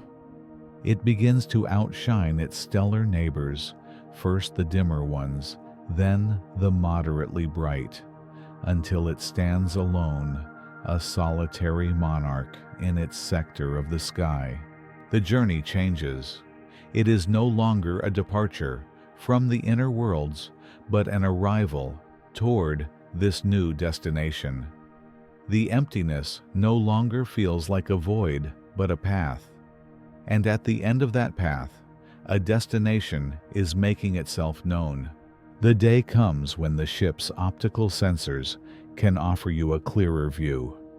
You bring your attention to the viewport, which now magnifies the image, telescoping your sight across the remaining abyss. The point of light expands, and as it does, a breathtaking sight accompanies it. 4 smaller, fainter sparks of light have appeared flanking the main beacon. They are arranged in a nearly straight line like tiny attendants waiting on a king. 2 on one side, 2 on the other, all perfectly sharp and clear against the black. These are the Galilean moons: Io, Europa, Ganymede, Callisto. 4 worlds in their own right, each a kingdom of ice or fire, of possibility or desolation. 4 centuries ago, a man looked through a primitive arrangement of lenses and saw these same 4 lights, and in doing so, shattered the ancient model of the heavens. He proved that not everything revolved around the Earth. He saw a miniature solar system, a center of gravity that was not his own. Now you see it not as a philosophical proof, but as a welcome. These 4 tiny lights are the outer sentinels of Jupiter's domain, the first sign that you are approaching not just a planet, but a complex and populated system. With each passing day, this celestial dance becomes more apparent. You watch as the moons shift their positions, one disappearing behind the growing light of Jupiter, another emerging from its shadow. Their steady clockwork orbits are a visible manifestation of the laws that govern the cosmos. A silent, graceful ballet played out on a stage billions of kilometers wide. And then, the central light itself begins to yield its secret. Under the highest magnification, a profound transformation occurs. It is no longer a point. After months of travel, after traversing an ocean of space so vast it defies imagination, that unblinking star has finally resolved into a disk. It is a tiny circle, no bigger than a pinhead, held at arm's length, but it is unmistakably a sphere. It has dimension, it has shape, it is a place. This is perhaps the most significant moment of the journey so far. The abstract concept of Jupiter has collapsed into a tangible physical reality. It is no longer just a destination on a map. It is a world hanging in the void ahead of you. As you draw closer still, the disk grows, and with its growth, it acquires character. Faint, subtle bands of color begin to stripe its surface. Pale creams, soft tans, and delicate salmon-hued oranges wrap around its circumference, parallel to its equator. The planet is revealing its face. These are the cloud tops of its immense atmosphere, storm belts wider than the Earth, churning in perpetual silent motion. The view is still too distant to see the intricate swirls and eddies, the cyclones and vortices. For now you see only the broad strokes, the painter's first bold layers of color on a colossal canvas. The sheer scale of what you are witnessing begins to dawn on you, a slow and humbling wave of realization. You are still tens of millions of kilometers away, a journey that would take many more weeks to complete.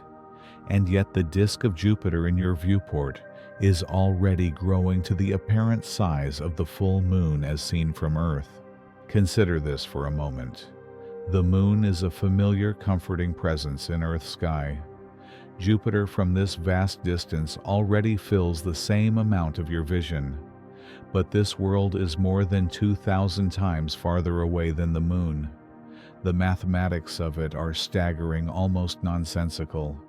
For it to appear so large from so far away, its true size must be beyond anything your terrestrial intuition can grasp. This is a world that could swallow the Earth 1,000 times over. All the other planets of the solar system, Mercury, Venus, Earth, Mars, Saturn, Uranus, and Neptune, could fit comfortably inside it with room to spare. The growing sphere before you is not merely a planet. It is a gravitational anchor, a sun that never ignited. Its presence begins to feel less like a visual phenomenon and more like a physical one. You are looking at a body with a mass so great that it dictates the orbits of comets, shepherds asteroids, and holds nearly 100 moons in its thrall. You gaze at the growing giant, at its silent striped face, and its 4 loyal companions. You see its light, you perceive its colors, you comprehend its size. But there is an invisible aspect to your arrival, a force that has been acting upon you and your vessel this entire time. Your straight path through the void is no longer straight. For weeks, without you even feeling it, your trajectory has been bending, falling into a gentle, sweeping curve. You are not just flying towards Jupiter. You are being drawn in by it. The visual journey is ending, and a new, more profound encounter is about to begin, an introduction to the immense silent power that governs this entire region of space. You are about to enter its embrace. The red planet falls away behind you, its rust-colored light a fading memory. For a time, it holds its own against the black, a final warm ember from the hearth of the inner solar system. But distance is the great equalizer of light. Soon, Mars is indistinguishable from a distant star, joining Venus, Earth, and Mercury as faint, silent diamonds sewn into the velvet curtain of space. You have now turned your back on the entire family of terrestrial worlds. All that you have known, all the landscapes of rock and soil and thin air, are now part of a constellation that shrinks with every passing moment. Ahead lies a different kind of void. The asteroid belt is not the dense field of rubble so often imagined, but a vast and lonely expanse, its inhabitants separated by millions of kilometers. Yet crossing its boundary feels like a significant passage, a final exhalation before plunging into the depths. For a long, silent stretch of the journey, the ship is governed only by its own momentum and the fading, almost negligible pull of the distant sun. It is a state of pure coasting, a perfect equilibrium in the immense quiet. But then something changes. It is not a sound nor a sight. It is a feeling, a subtle alteration in the very fabric of your journey. At first, it is barely perceptible, a whisper in the mathematics of your trajectory. The ship's velocity, which should be slowly, gradually decreasing, has stopped doing so. Now it is holding steady. And then, with an almost impossible gentleness, it begins to increase. A few centimeters per second, then a meter. The change is so gradual, so patient, that it feels less like a force and more like a dawning realization. You are no longer just moving through space. You are being drawn forward. This is the first touch of Jupiter. It has reached out across more than 100 million kilometers of vacuum to greet you. There is no hand, no contact, only the silent, invisible curvature of space-time itself. The giant has begun to reel you in, and as the days turn into weeks, that gentle suggestion becomes a firm, undeniable summons. The numbers on the navigation displays climb with a quiet insistence. Your speed increases not from the push of engines, but from the pull of an unseen titan. You are falling horizontally in a great sweeping arc across the solar system, down into a gravitational well so deep it has shaped the destiny of worlds.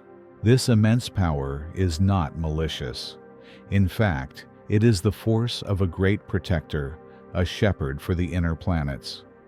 Jupiter's gravity is the reason Earth has enjoyed a relatively peaceful existence. For billions of years, it has acted as the solar system's great vacuum cleaner, its gravitational field corralling and consuming countless comets and asteroids that might otherwise have ventured inward toward our fragile blue home. Its immense presence deflected swarms of icy bodies in the early solar system, preventing a bombardment that might have sterilized the inner worlds. It is a gatekeeper, a bouncer at the cosmic club whose quiet, persistent influence has maintained a delicate peace. Every crater that is not on the moon, every impact that Earth did not endure, is a silent testament to the work of this distant guardian. And now you are feeling the very force that has for so long kept the chaos at bay.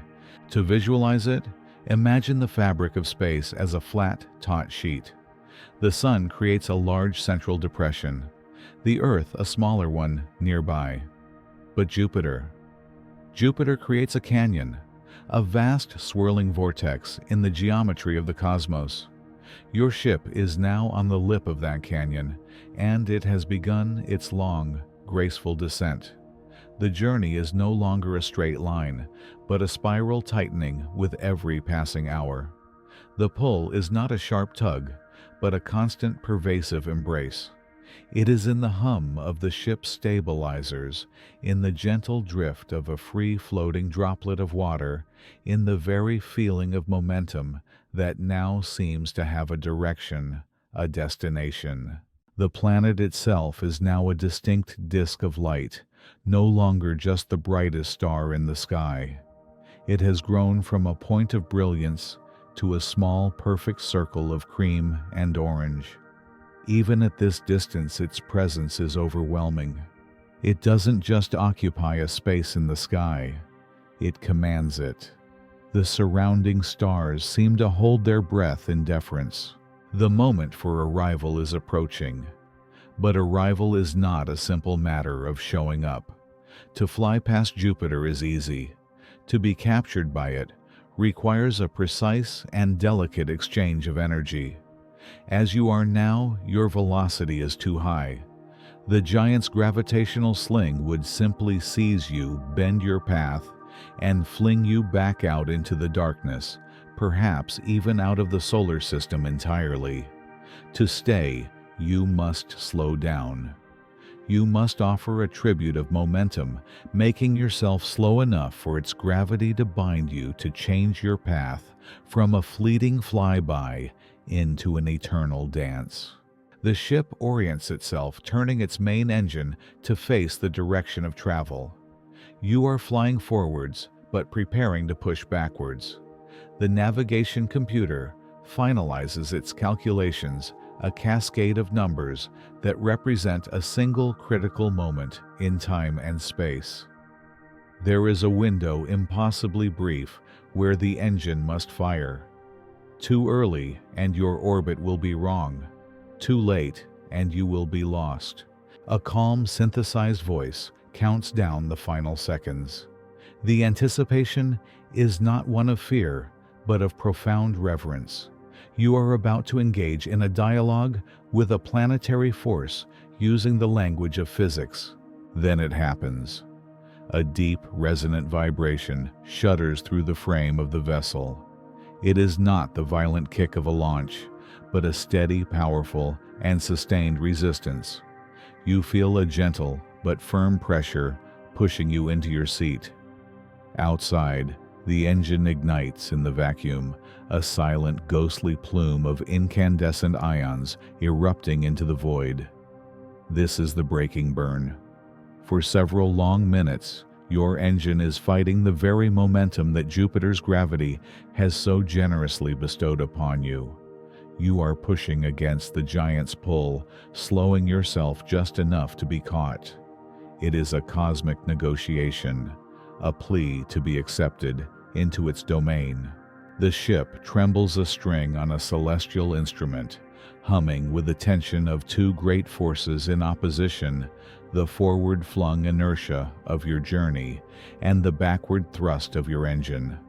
On the display, the velocity numbers begin to fall, bleeding off speed at a controlled rate. Each meter per second shed is a step closer to capture. And then, as precisely as it began, the burn ends. The engine cuts out, the vibration ceases, and a silence descends that is deeper and more profound than any that has come before. The pressure on your body vanishes. For a moment, nothing seems to have changed. You are still hurtling through space at a tremendous speed. But everything has changed. You listen not with your ears, but with your entire being.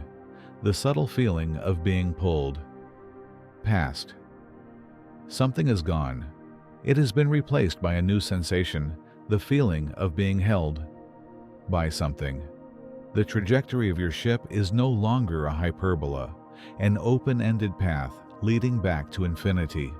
It has closed upon itself. It is now an ellipse. You are caught. You have been embraced. The ship has given up its long, lonely freedom of transit for the intimate, rhythmic bondage of orbit. You are no longer a visitor passing through the kingdom. You are now a courtier.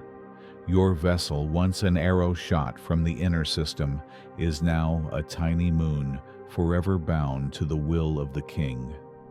The feeling is one of profound peace, of a final welcome surrender.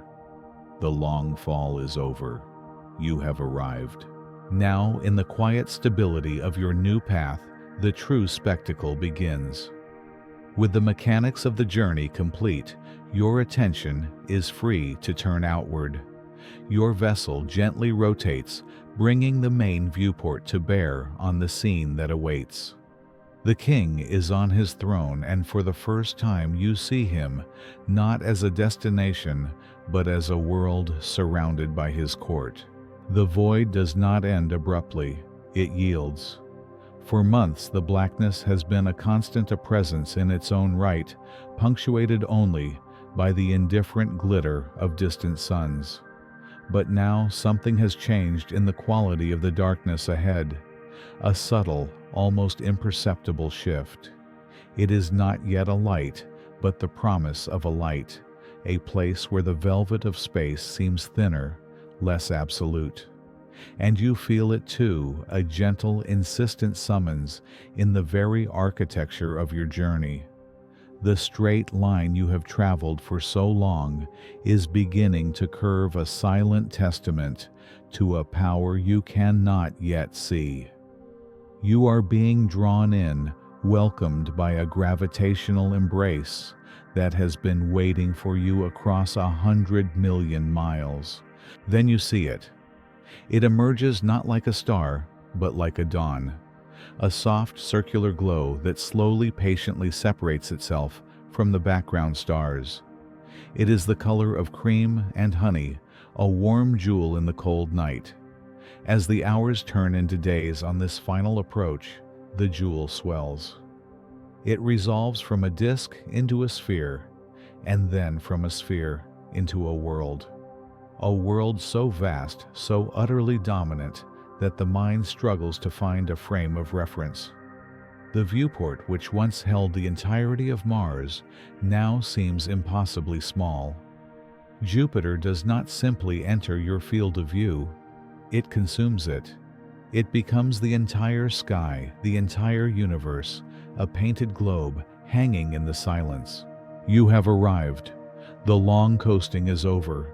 The engines have fired their final precise burst, and you have gracefully, irrevocably fallen into orbit. You are now a satellite of the king. From this new stable vantage point, the planet is a masterpiece of fluid dynamics, a canvas of unimaginable scale. Before you, a sphere of swirling parallel bands stretches from horizon to horizon. These are the zones and belts, the famous stripes of Jupiter, but seeing them with your own eyes is to understand that no photograph could ever capture their living essence. The lighter bands, the zones, are plumes of rising ammonia ice, glowing in pale shades of white cream and soft yellow. They are like rivers of mist flowing through the upper atmosphere. Between them lie the darker, warmer belts, where gas is sinking. Here the colors deepen to ochre, to burnt sienna, to a rich terracotta red. The chemicals dredged up from the planet's interior are painted across these belts, creating a palette of earthen tones on a world made of gas. The boundaries between these bands are not clean lines on a map. They are scenes of breathtaking silent turmoil. Eddies, whirls, and vortices bloom and decay along the edges like cream stirred into coffee. Streams of gas moving at hundreds of miles per hour shear past one another, their friction creating intricate feathery patterns that braid and unbraid themselves over thousands of miles. You watch a single white oval, a storm larger than any continent on Earth, drift serenely along the edge of a great rust-colored belt. It is a storm within a storm, a detail in a pattern so complex and so grand that you feel you could watch it for a lifetime and never fully grasp its logic. It is chaos theory made manifest, a silent planetary symphony of pressure, temperature, and motion. And the king is not alone. He holds a court. As your orbit carries you around the immense curve of the planet, you begin to see them, his children, his companions, his 4 great moons. They appear first as brilliant, distinct stars, moving with a speed and purpose that betray them as local objects. Then, as your perspective shifts, they reveal themselves as worlds. There is Io closest to the king, a world tortured and remade by his immense gravity. It glows with a sickly yellow and orange light, the color of sulfur. Even from here, you can imagine its surface, a hellscape of immense active volcanoes, spewing plumes of material hundreds of miles into space, a constant violent offering to its gravitational master. Further out sails Europa, a perfect polished sphere of white. It is a world of ice crisscrossed by a network of dark reddish lines, like veins on a marble statue. It is serene, enigmatic, a stark contrast to its violent inner sibling. Beneath that icy shell, scientists have long dreamed of a global ocean, a dark hidden place that just might hold the secrets of life. It hangs in the darkness like a pearl, cool and patient. Beyond Europa is Ganymede, the largest moon in the entire solar system, a world bigger than the planet Mercury. It is a sphere of ancient cratered ice and darker grooved terrain, a complex geological history written on its face. It has its own magnetic field, a moon behaving like a planet, a prince in the royal court. And finally, there is Callisto, the outermost of the Great Four. It is a dark, heavily cratered world, a battered sentinel. Its surface is one of the oldest and most unchanged in the solar system, a quiet historian that has silently recorded billions of years of impacts. It seems to keep its distance, a stoic ancient guardian at the edge of the inner court. To watch them is to witness a ballet of celestial mechanics. Their orbits are a clockwork of perfect resonance. For every one orbit Ganymede completes, Europa completes 2, and Io completes 4. They are locked in a gravitational rhythm, a dance choreographed by Jupiter himself. They pass each other, eclipse each other, and cast their tiny fleeting shadows upon the vast face of their parent planet. For a moment, you see a small, perfectly black circle drift across the swirling cream-colored clouds below. It is the shadow of Europa, a tiny blemish, a reminder that even here in this system of giants, the simple geometry of light and shadow still rules. This is not just a planet with moons. This is a miniature solar system, a model of how planetary systems form and behave, all centered around its own radiant, though not self-luminous star. You pull your gaze back from the dance of the moons and return to the king himself. The sheer mass of the world before you is difficult to comprehend.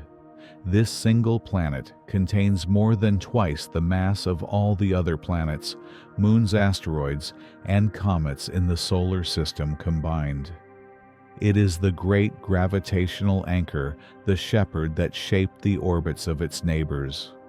the shield that has absorbed countless impacts that might have otherwise struck the inner worlds, including Earth. It is not a passive ball of gas. It is an active and essential character in the story of our solar system. Its presence allowed life on Earth to flourish in relative peace. There is a strange sense of gratitude, of humility, in recognizing this. You are in the court of the power that, in a very real sense, protected your own distant cradle. Your vessel continues its silent, steady orbit. The planet turns slowly beneath you, revealing ever new patterns of cloud and storm. The scale remains overwhelming, humbling. You scan the immense vistas, the continent-sized storms, the jet streams wider than your own home world. And then, your eye catches something different. South of the planet's equator, nestled among the churning bands of terracotta and cream, there is a feature so distinct, so iconic, that it seems to be the planet's own signature. It is an oval of the deepest, most profound crimson. It is not like the other storms, the ephemeral white spots that drift and dissipate. This is a structure of immense stability and permanence. It is a vortex so vast that 3 Earths could fit within it side by side. It does not look like a storm of gas and wind. From this distance, it looks like a wound, a calm, cosmic eye. A single, unblinking crimson jewel set into the face of the giant, staring out into the void.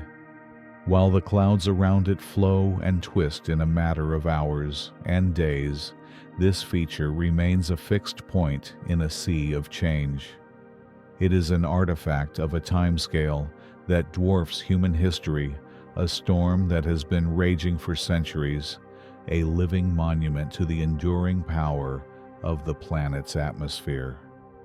You find your gaze locked upon it, drawn into its swirling, silent depths. This is more than just another feature of the weather. It feels like the very heart of the planet's ancient and turbulent soul. The void does not end abruptly. It yields.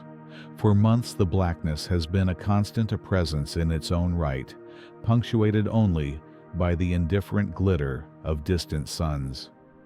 But now something has changed in the quality of the darkness ahead. A subtle, almost imperceptible shift. It is not yet a light, but the promise of a light. A place where the velvet of space seems thinner, less absolute. And you feel it too, a gentle, insistent summons in the very architecture of your journey. The silent vessel responds its course, correcting by fractions of a degree, drawn toward the source of this ancient gravity. Slowly, over hours that stretch into days, the promise is fulfilled. The distant glow resolves itself not into a star, but a disk, a world of impossible size. Bands of cream and butterscotch and faded caramel stretch across its girth, a planetary tapestry woven from hydrogen and helium. It is Jupiter, a king on a throne of its own making, and your vessel is now a mere courtier, entering its domain with a quiet reverence. You drift in a high elliptical orbit, a silent mote of metal and intention, gazing upon a world that has no solid ground to offer, only an endless falling sky. And then, as your trajectory carries you across its southern hemisphere, you see it. It is not just another cloud, another swirl in the planet's relentless atmosphere. It is an entity unto itself, an eye, a wound, a jewel of deepest crimson set within the paler bands of the surrounding zones. The great red spot. From this silent vantage, it possesses a terrifying and profound beauty. It does not rage, it reigns.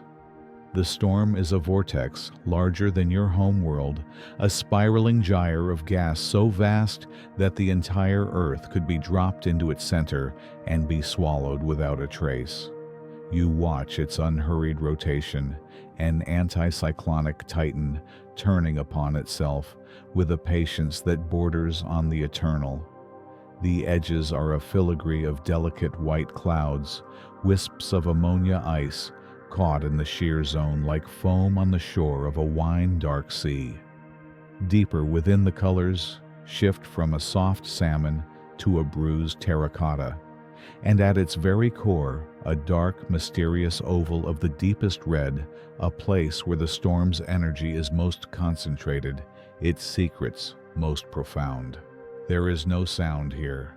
The silence of the vacuum is absolute, and it creates a strange and powerful dissonance. You are witnessing one of the most violent, most energetic weather systems in the entire solar system, a storm with winds screaming at hundreds of kilometers per hour, yet you perceive it in a state of perfect, dreamlike calm. It is a pantomime of power, a silent film of creation's rawest forces. You see the smaller storms, white ovals, and eddies approach its perimeter. Some are torn apart, their energies absorbed into the greater whole. Others are deflected, sent spinning away like fallen leaves cast from a slow-moving whirlpool. The great red spot does not hunt. It simply endures. And in its endurance, it dominates all. For how long has this storm churned? The question hangs in the stillness of your observation. On Earth, the most powerful hurricanes are born and die within weeks. A season of storms is a notable event in a human life. But this is different.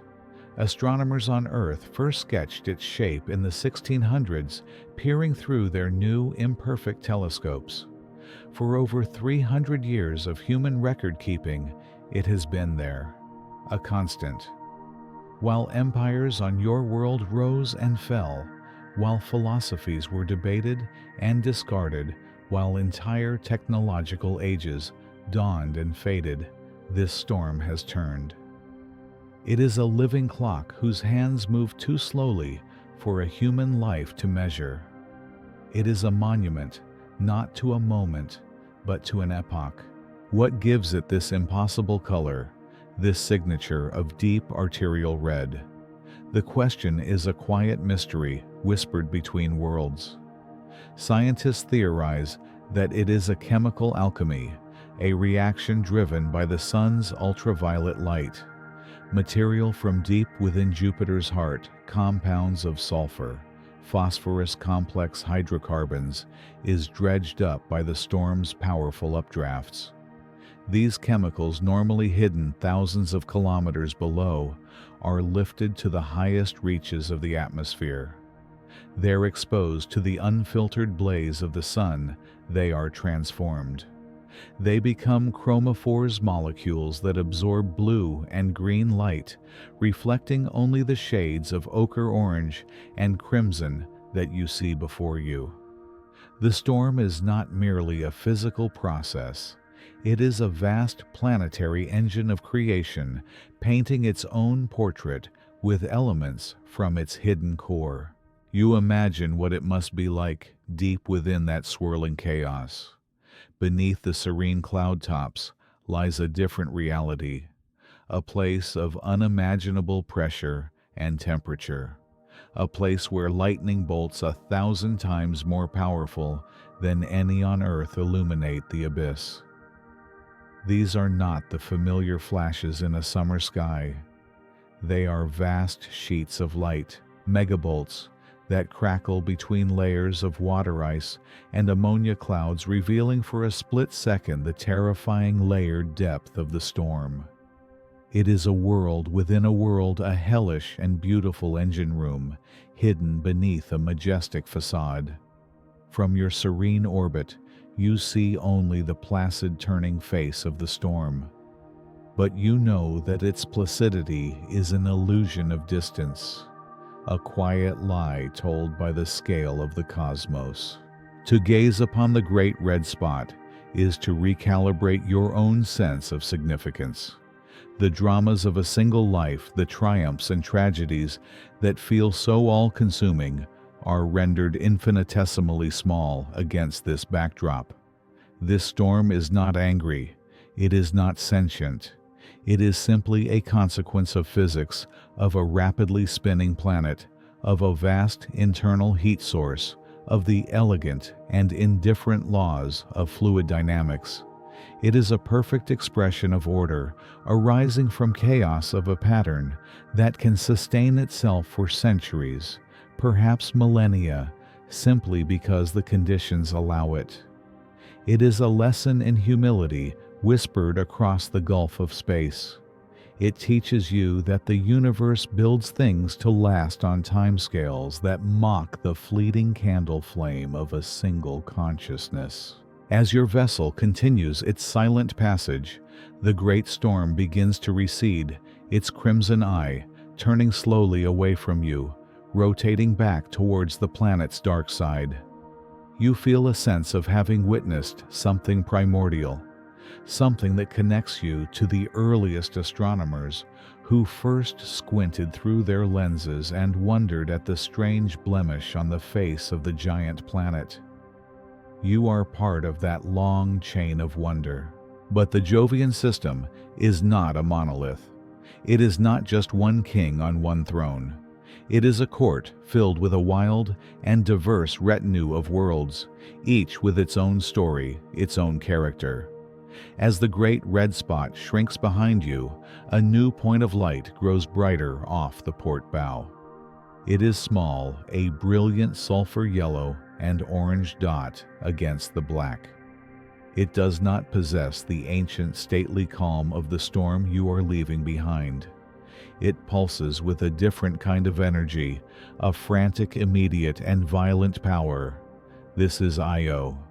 And as your sensors resolve the image, you see it not a storm of wind and gas, but a plume of dust and fire, a volcanic eruption reaching hundreds of kilometers into the vacuum of space. You have just left a monument to endurance, a symbol of stability across the ages.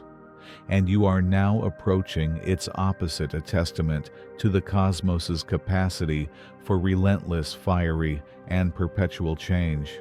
The void does not end abruptly. It yields. For months the blackness has been a constant, a presence in its own right, punctuated only by the indifferent glitter of distant suns. But now something has changed in the quality of the darkness ahead, a subtle, almost perceptible shift. It is not yet a light, but the promise of a light, a place where the velvet of space seems thinner, less absolute. And you feel it too, a gentle, insistent summons in the very architecture of your journey.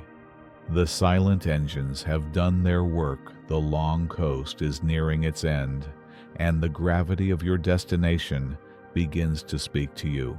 First, it is just a star brighter than all the rest, a diamond on black cloth. But over days, then hours, that star swells. It resolves itself not into a point, but into a disk, a vast marbled sphere of churning cream and amber, the great planet Jupiter. And orbiting it, a retinue of smaller lights, a family of worlds held in its colossal embrace. Your trajectory carries you inward, not toward the giant itself, but toward the innermost of its great moons. The first point of light you approach is not white or gray, but a startling, sickly yellow, a splash of color against the void that seems almost unnatural, like a painter's mistake. This is Io. From a safe distance, it looks like a beautiful polished stone, a marble of sulfurous yellows, rusty oranges, and volcanic blacks, streaked with the stark white of sulfur dioxide frost. There are no impact craters to be seen, none of the familiar pockmarks that scar the faces of the Moon or Mercury or so many other silent worlds. This absence is the first clue. It tells a story not of age and stillness, but of a surface so new, so relentlessly active, that it erases any mark of its own history. Io is a world without a past, because its present is all-consuming. As your perspective draws closer, the illusion of a placid, polished stone shatters. You begin to see the source of its strange beauty. This is not a world of solid ground in the way we understand it. It is a body caught in a gravitational tug-of-war. On one side, the immense, unyielding pull of Jupiter. On the other, the lesser but significant pulls of its sibling moons Europa and Ganymede. Io is being stretched and squeezed, flexed, and kneaded by these invisible titanic forces. Imagine holding a small ball of clay and constantly rhythmically clenching and unclenching your fist. The clay would warm in your hand from the friction, from the energy you are putting into it. Now imagine that fist is the gravity of a planet 1,000 times more massive than the Earth, and the ball of clay is a world the size of our own moon. This process is called tidal heating.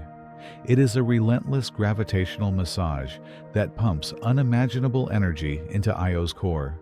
This energy must escape, and it does so in the most dramatic way possible. Io is by a vast margin the most volcanically active body in the entire solar system. Its surface is a canvas of continuous violent creation. You see it now with the clarity of proximity. A dark plume shaped like a vast ghostly umbrella rises from the limb of the moon, climbing hundreds of kilometers into the blackness of space before falling back down. It is not a plume of smoke and rock as we might imagine from a terrestrial volcano. It is a fountain of sulfur and sulfur dioxide gas freezing instantly into a fine snow that dusts the surface in shades of white and yellow. From this distance, it is silent, elegant, a slow-motion ballet of cosmic forces. But you know that at its source, a fissure in the crust is roaring, venting the moon's internal heat with unimaginable power. Across the surface, you can see the evidence of this constant turmoil. Great dark patches mark vast lava lakes, some larger than any city on Earth. One named Loki Patera is a colossal caldera-like depression that periodically fills and drains with molten rock glowing with a dull cherry-red heat that can be seen even from space. Rivers of molten sulfur, black and viscous, carve channels across the plains of yellow and orange. Mountains taller than Everest are not formed by tectonic plates colliding over eons, but are shoved violently upwards as the entire crust compresses and buckles under Jupiter's pull. There is no water here, no gentle erosion, only the fire below and the vacuum above. Io's palette is the palette of sulfur chemistry. The yellows, the oranges, the reds. These are all different forms, different temperatures of one of the universe's most basic building blocks. It is a world painted with brimstone. The airless environment means that every eruption has a clarity, a sharpness that would be impossible on Earth. Plumes are not choked by atmosphere. They rise in perfect parabolic arcs. The fallout is not weathered by wind or rain. It settles in pristine layers. It is geology in its purest, most elemental form. But Io's influence extends far beyond its own mottled sphere. As its volcanoes cast material high above its surface, some of that gas and dust escapes the moon's weak gravity entirely. These particles, ions of sulfur and oxygen, are immediately captured by Jupiter's colossal magnetic field, which sweeps past Io like an invisible river. These stolen particles are then accelerated, energized, and trapped in a donut-shaped ring that encircles Jupiter, co-rotating with its magnetic field. This ring is called the Io plasma torus. You cannot see it with your eyes, this torus of invisible radiation, but it is one of the largest and most energetic structures in the solar system. It glows fiercely in ultraviolet light, a testament to the moon's constant violent offering to its parent planet. Io is feeding Jupiter. It is bleeding its own substance into space, powering the giant's magnificent auroras, which shimmer and dance over its poles with an energy that dwarfs our own northern and southern lights. It is a profound and humbling connection. The smallest of the Galilean moons, through its own internal agony, is a primary engine for the most spectacular phenomena of the largest planet. A world of fire is a furnace for a system. There is a strange philosophy in this place. We often think of nature as a balance, a state of equilibrium. But Io offers a different lesson. It is a world of pure process of ceaseless violent flux. It teaches that stability is not the only state of being. Here, existence is defined by eruption, by destruction, and immediate renewal. Any spot on its surface may be buried under meters of new material in a matter of decades. It is a world that cannot grow old. This constant geological upheaval is a form of creation. It is the cosmos at its most raw, untamed, and creative, showing that even in what seems like a vision of hell, there is the powerful, generative force of a world being perpetually born. It is beautiful, but it is a beauty that is entirely indifferent to life as we know it. It is the beauty of pure physics of energy, finding its most efficient release. And so we watch for a time this vibrant, tormented, and generative world. We watch the silent fountains of sulfur reaching for space, and we contemplate the sheer power hidden within a celestial body caught in the embrace of a giant. Io is a lesson written in fire and brimstone, a testament to the fact that a moon doesn't need to be quiet and dead. It can be a place of unimaginable energy. But as our journey continues, our gaze is drawn outward past this volcanic marvel toward the next sibling in line. The next point of light is different. Where Io was a chaotic splash of yellow and orange, this next world is a sphere of pale, serene white, laced with delicate reddish-brown lines. It is calm, clean, and bright. It shines with the reflected light of the distant sun, a perfect marble of ice. If Io's story is told by the fire that erupts from within, this next world story is hidden beneath a placid, frozen shell. Having witnessed a world forged in overt, violent heat, we now turn to one whose secrets are kept in the silent, patient cold.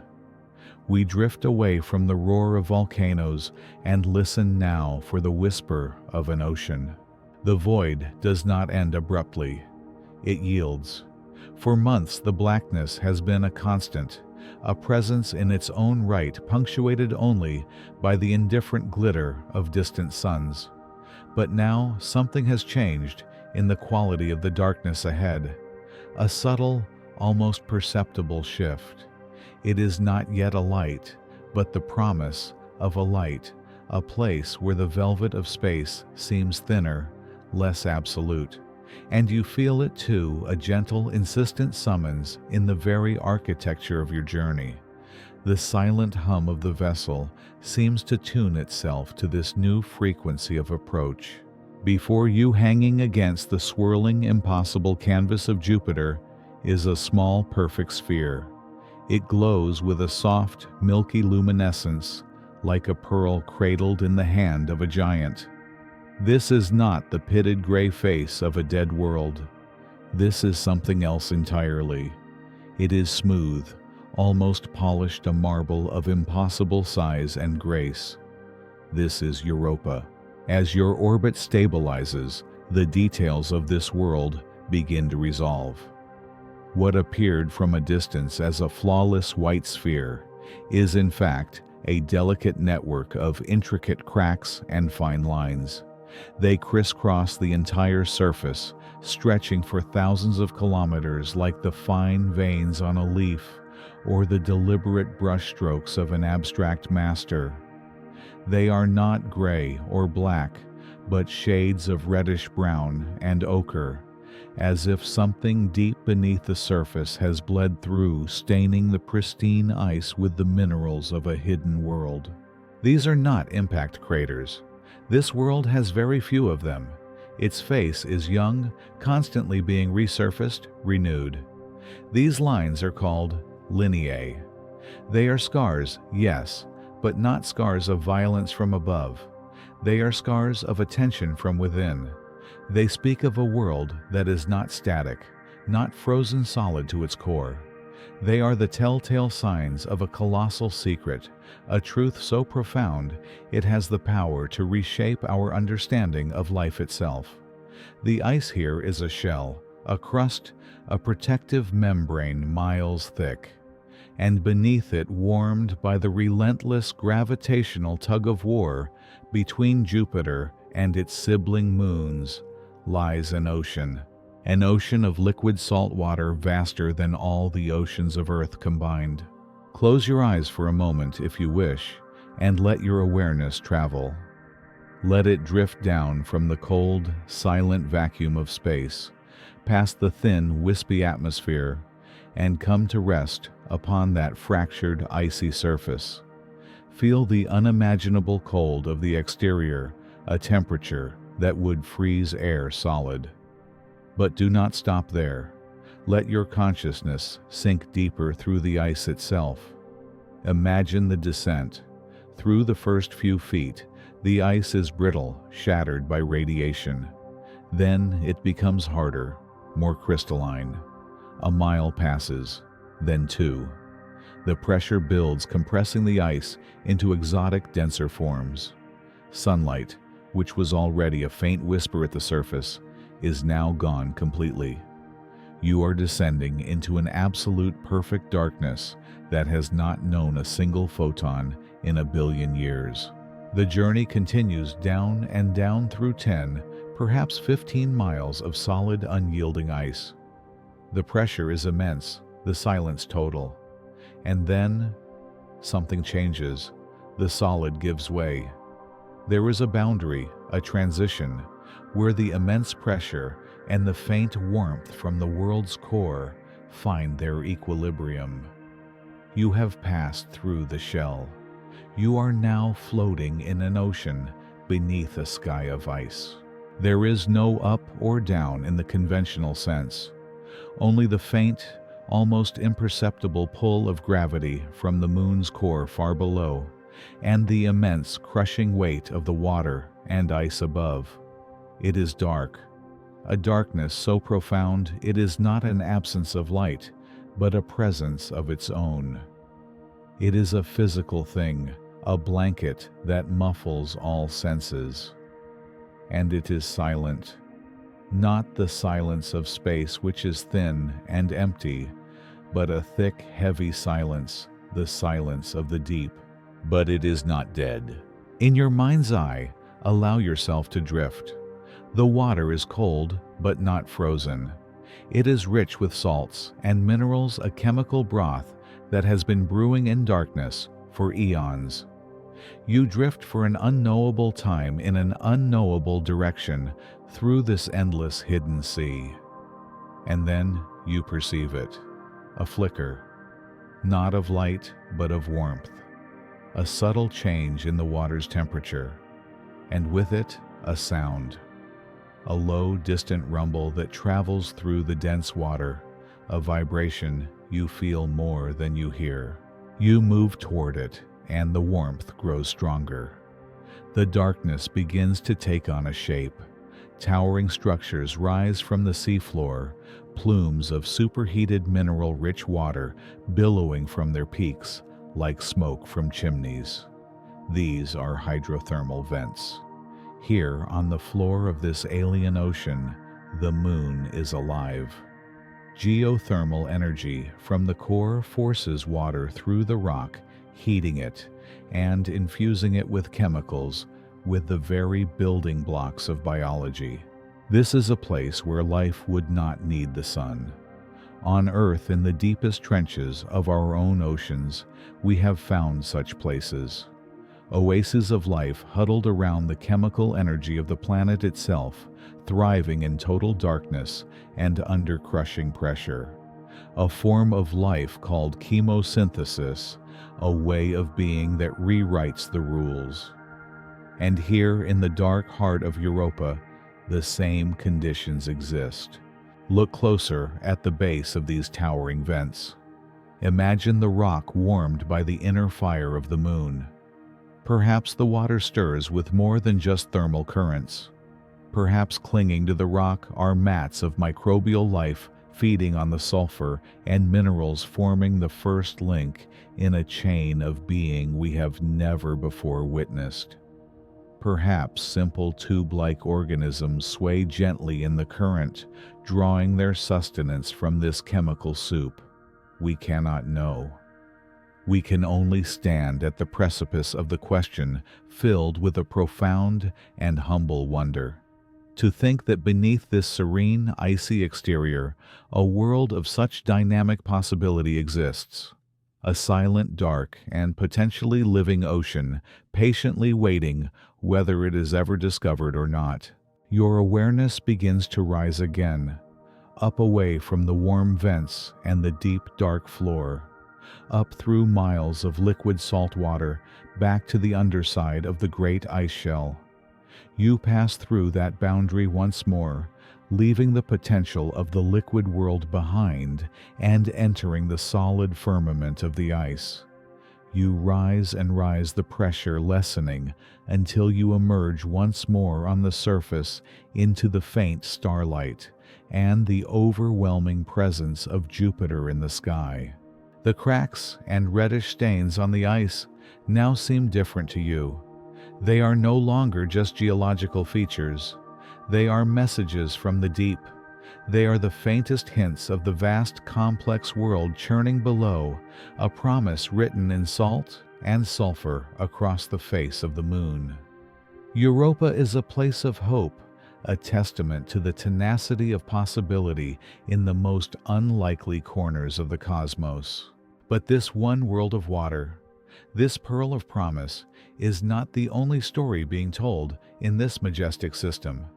As your vessel gently pulls away, adjusting its trajectory, two other giants swing into view, awaiting their turn. They are different beasts entirely. One is larger than the planet Mercury, a king of moons, and the other is a battered ancient sibling, its face a record of cosmic history. They do not whisper of hidden nascent life, but rather speak in a deeper, older voice, a voice of geology, of magnetism, and of time itself. As Europa's hopeful mystery recedes, the twin chronicles of Ganymede and Callisto prepare to unfold. The void does not end abruptly, it yields.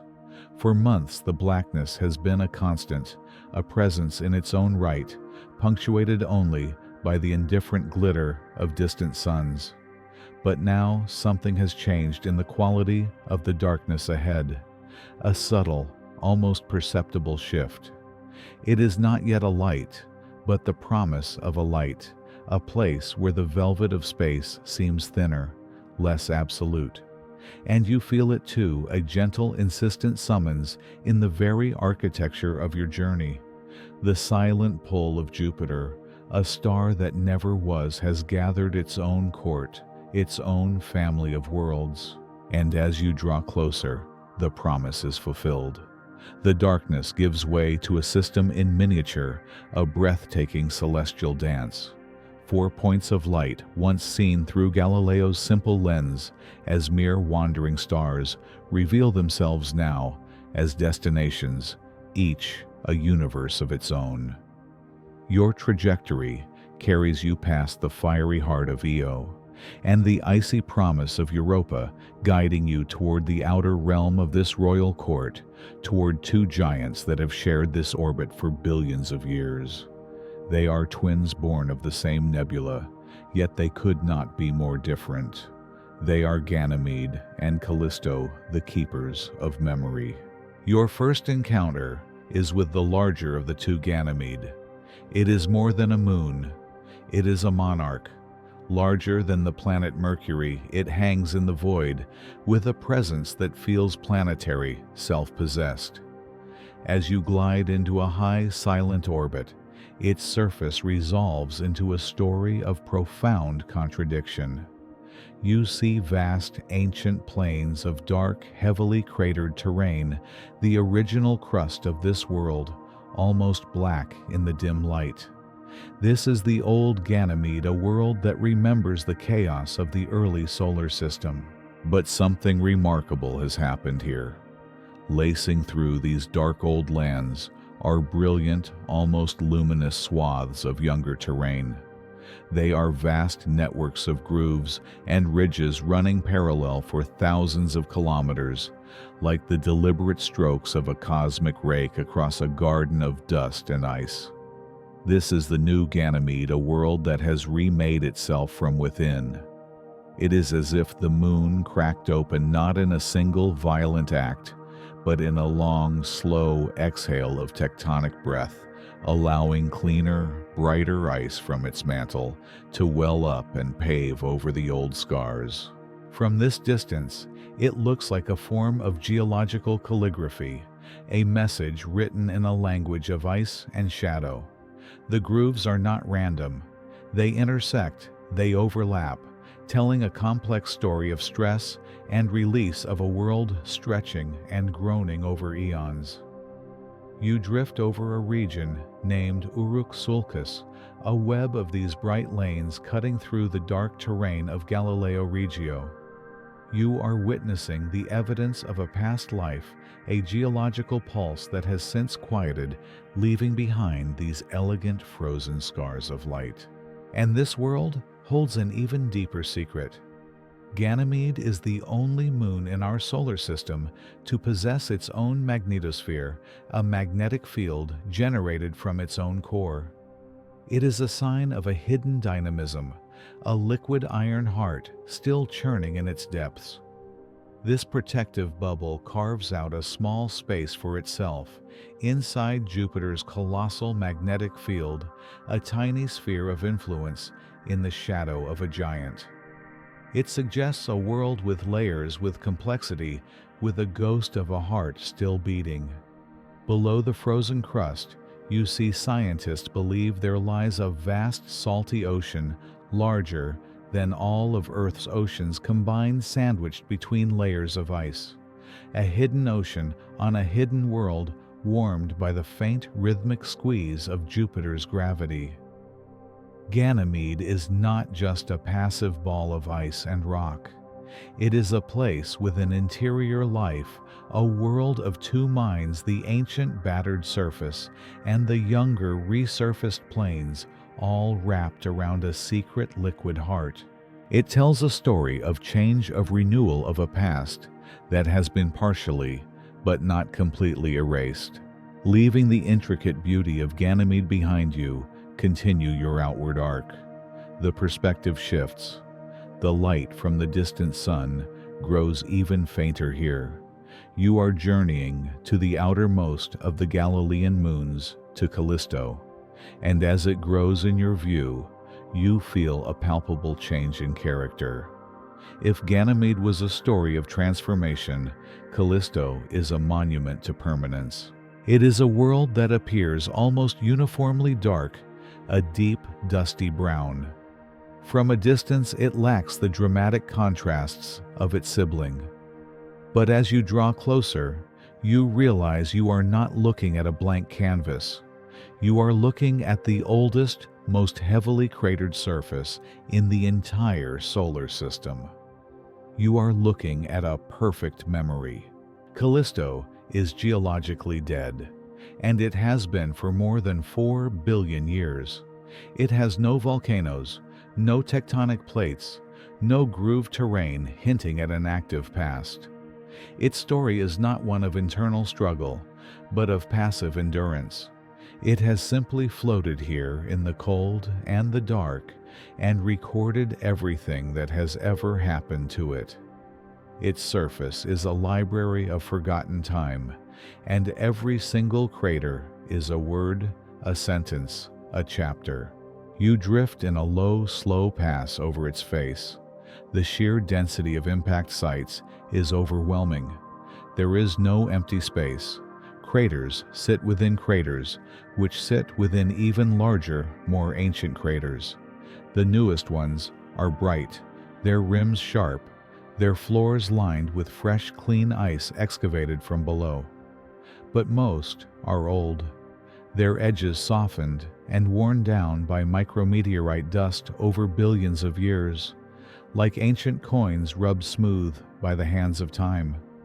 You see ghost craters, mere specters of circular depressions, their forms almost completely buried by subsequent impacts, a palimpsest of violence stretching back to the very dawn of the solar system.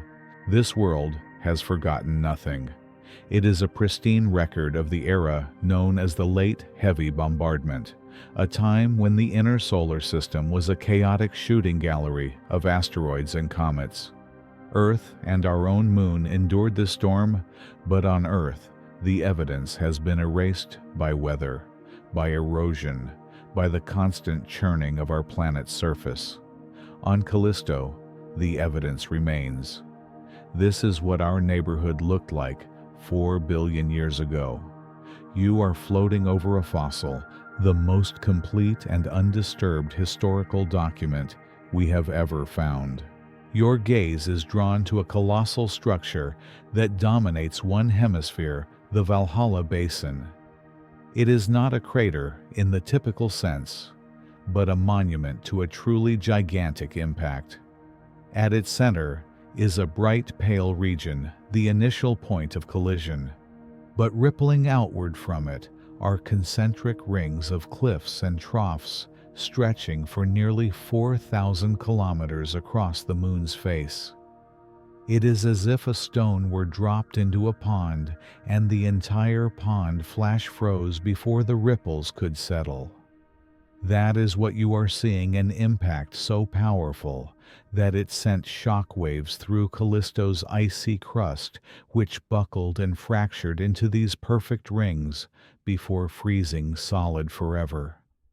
It is an echo of unimaginable violence preserved in a state of absolute eternal stillness. Here, in the profound silence of Callisto's orbit, you contemplate the two giants, two worlds of similar size and composition, born from the same cloud of gas and dust, orbiting the same parent planet. Yet they chose two different paths.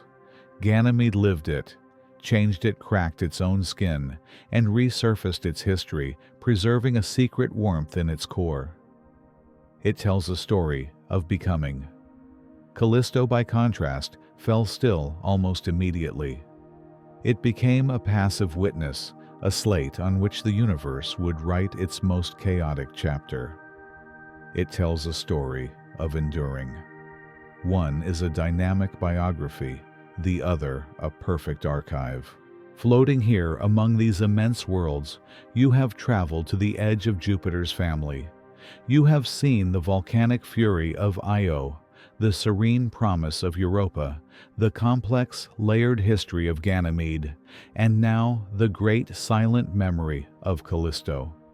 You have journeyed through a system of such diversity and wonder that it challenges the very notion of what a world can be.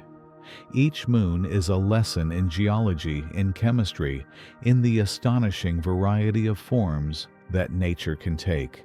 From this grand library of worlds, this outer court of the gas giant, a final quiet question begins to arise.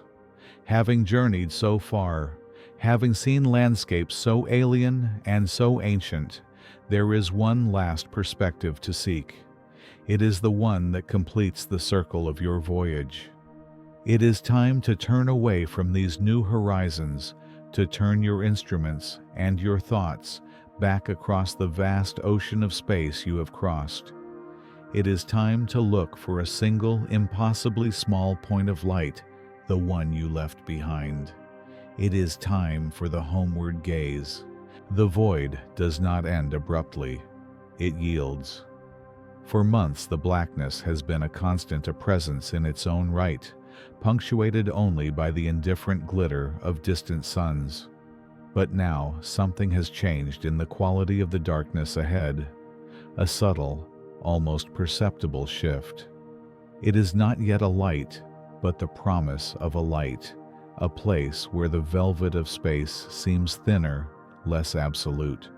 And you feel it too, a gentle, insistent summons in the very architecture of your journey.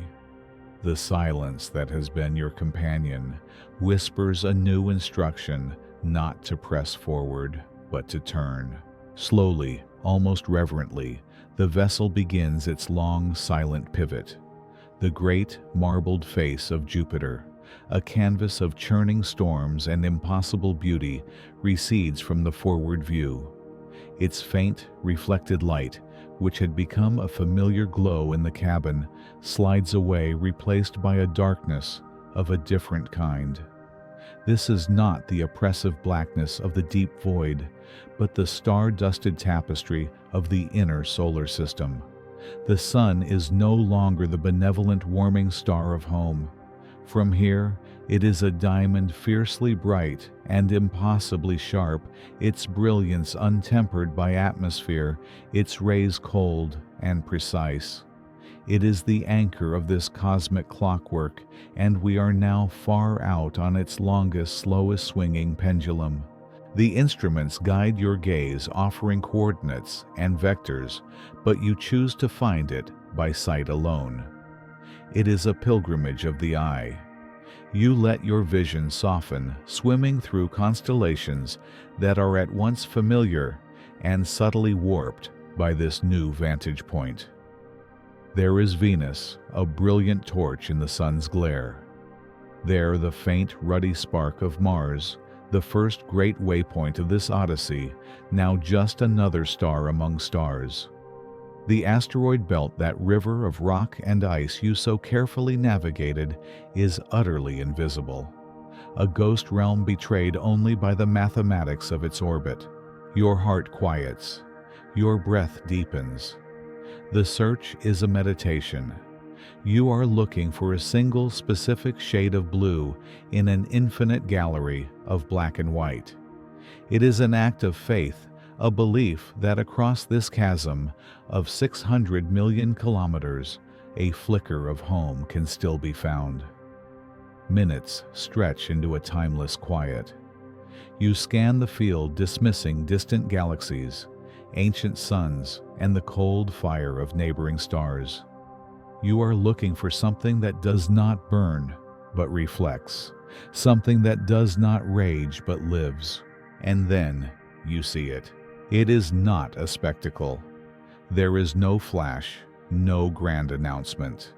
It is a discovery that happens in the quietest chamber of the heart. Nestled in the sun's distant halo, so small it wavers on the edge of perception, is a single point of light. It is no larger than a grain of fine sand held at arm's length. It does not twinkle. It holds a steady, serene, and unmistakable luminance. A pale blue dot. You press your face closer to the cold viewport, as if the proximity could somehow bridge the impossible distance. You regulate your breathing, because you fear that even the slightest tremor might cause it to vanish. But it remains stable, persistent. A tiny spark of impossible color in the monochrome majesty of the cosmos. That is it. That is home. In that minuscule point of light, every human drama is unfolding, just as it has for millennia. Every person you have ever known, every voice you have ever heard, every hand you have ever held is there. All the art, the music, the literature, every cathedral and every laboratory, every war and every peace treaty, every whispered secret and every shouted protest, every act of kindness and every moment of despair. All of it is contained within that single suspended pixel. The sheer crushing scale of your journey reveals its true meaning in this moment. The months spent crossing the void were not just a measure of distance, but a journey across perspective. From Earth, the solar system is a model in a textbook, a collection of destinations. From here, it is a unified breathing entity, and that fragile blue light is its living heart. The storms of Jupiter, vast enough to swallow that dot 100 times over, suddenly seem less like a display of power and more like the churning of a great sleeping guardian holding its silent watch over the delicate inner worlds. You remember the feeling of Mars beneath your feet, the chill of its thin atmosphere, and the deep, resonant silence of its canyons. It felt like a world away then. Now you see it as a neighbor, a sibling to Earth, huddled close to the same solar fire. You remember the silent ballet of the asteroids, each a world in miniature, carrying the 4 billion-year-old memory of the system's birth. They were not obstacles, but storytellers. And you remember the arrival at Jupiter, the overwhelming feeling of being in the presence of something ancient and immense, a king on a throne of gravity. Each step of the journey was designed to take you further away, but the final revelation is one of profound connection. That faint blue light is not a remote object you are observing. It is the source code of your very being. The iron in your blood and the calcium in your bones were forged in the hearts of stars, just like the ones that surround you now. The water that makes up your body once flowed in cosmic clouds of gas and dust. You are not a visitor in this place. You are a part of it, a temporary arrangement of stardust that has learned to look back at its own origin. The immense silence of space no longer feels empty. It is a medium, a fabric that carries that faint blue light to your eyes. It is the same silence that holds the moons of Jupiter in their perfect looping orbits. It is the same quiet that allows the universe to expand, to create, to dream itself into existence. It is not an absence of sound, but a presence of peace. A stillness that contains all potential. You are impossibly far from home, yet you have never felt closer to the whole of everything. The concept of home has changed. It is not a location to be returned to, but a perspective to be carried. You can feel the quiet turning of that distant world on its axis, a silent promise of sunrise and sunset, of tides rising and falling, of life breathing in the dark. Your gaze lingers on the pale blue dot until your eyes begin to water from the strain, from the cold, from the sheer, unutterable emotion of it all. This is the end of the journey, not a destination, but a viewpoint, a place from which to see where you came from, and to understand, perhaps for the first time, what it truly means to be there. The engines are silent, the ship is still, and in the vast quiet theater of the solar system, you watch the light from home, and you are finally at rest. And so the journey concludes, not with a triumphant arrival, but with a quiet, humble gaze. The greatest discoveries are often not new lands, but new ways of seeing the one we already have. As you draw your attention away from the stars and back to the gentle space you occupy, may you carry a piece of that quiet wonder with you. The same cosmic laws that paint the clouds of Jupiter also guide the rhythm of your own breath. You are a part of this grand silent story, a universe of atoms quietly observing itself. And now, there is nothing left to do but rest grounded in this profound and peaceful connection to all that is.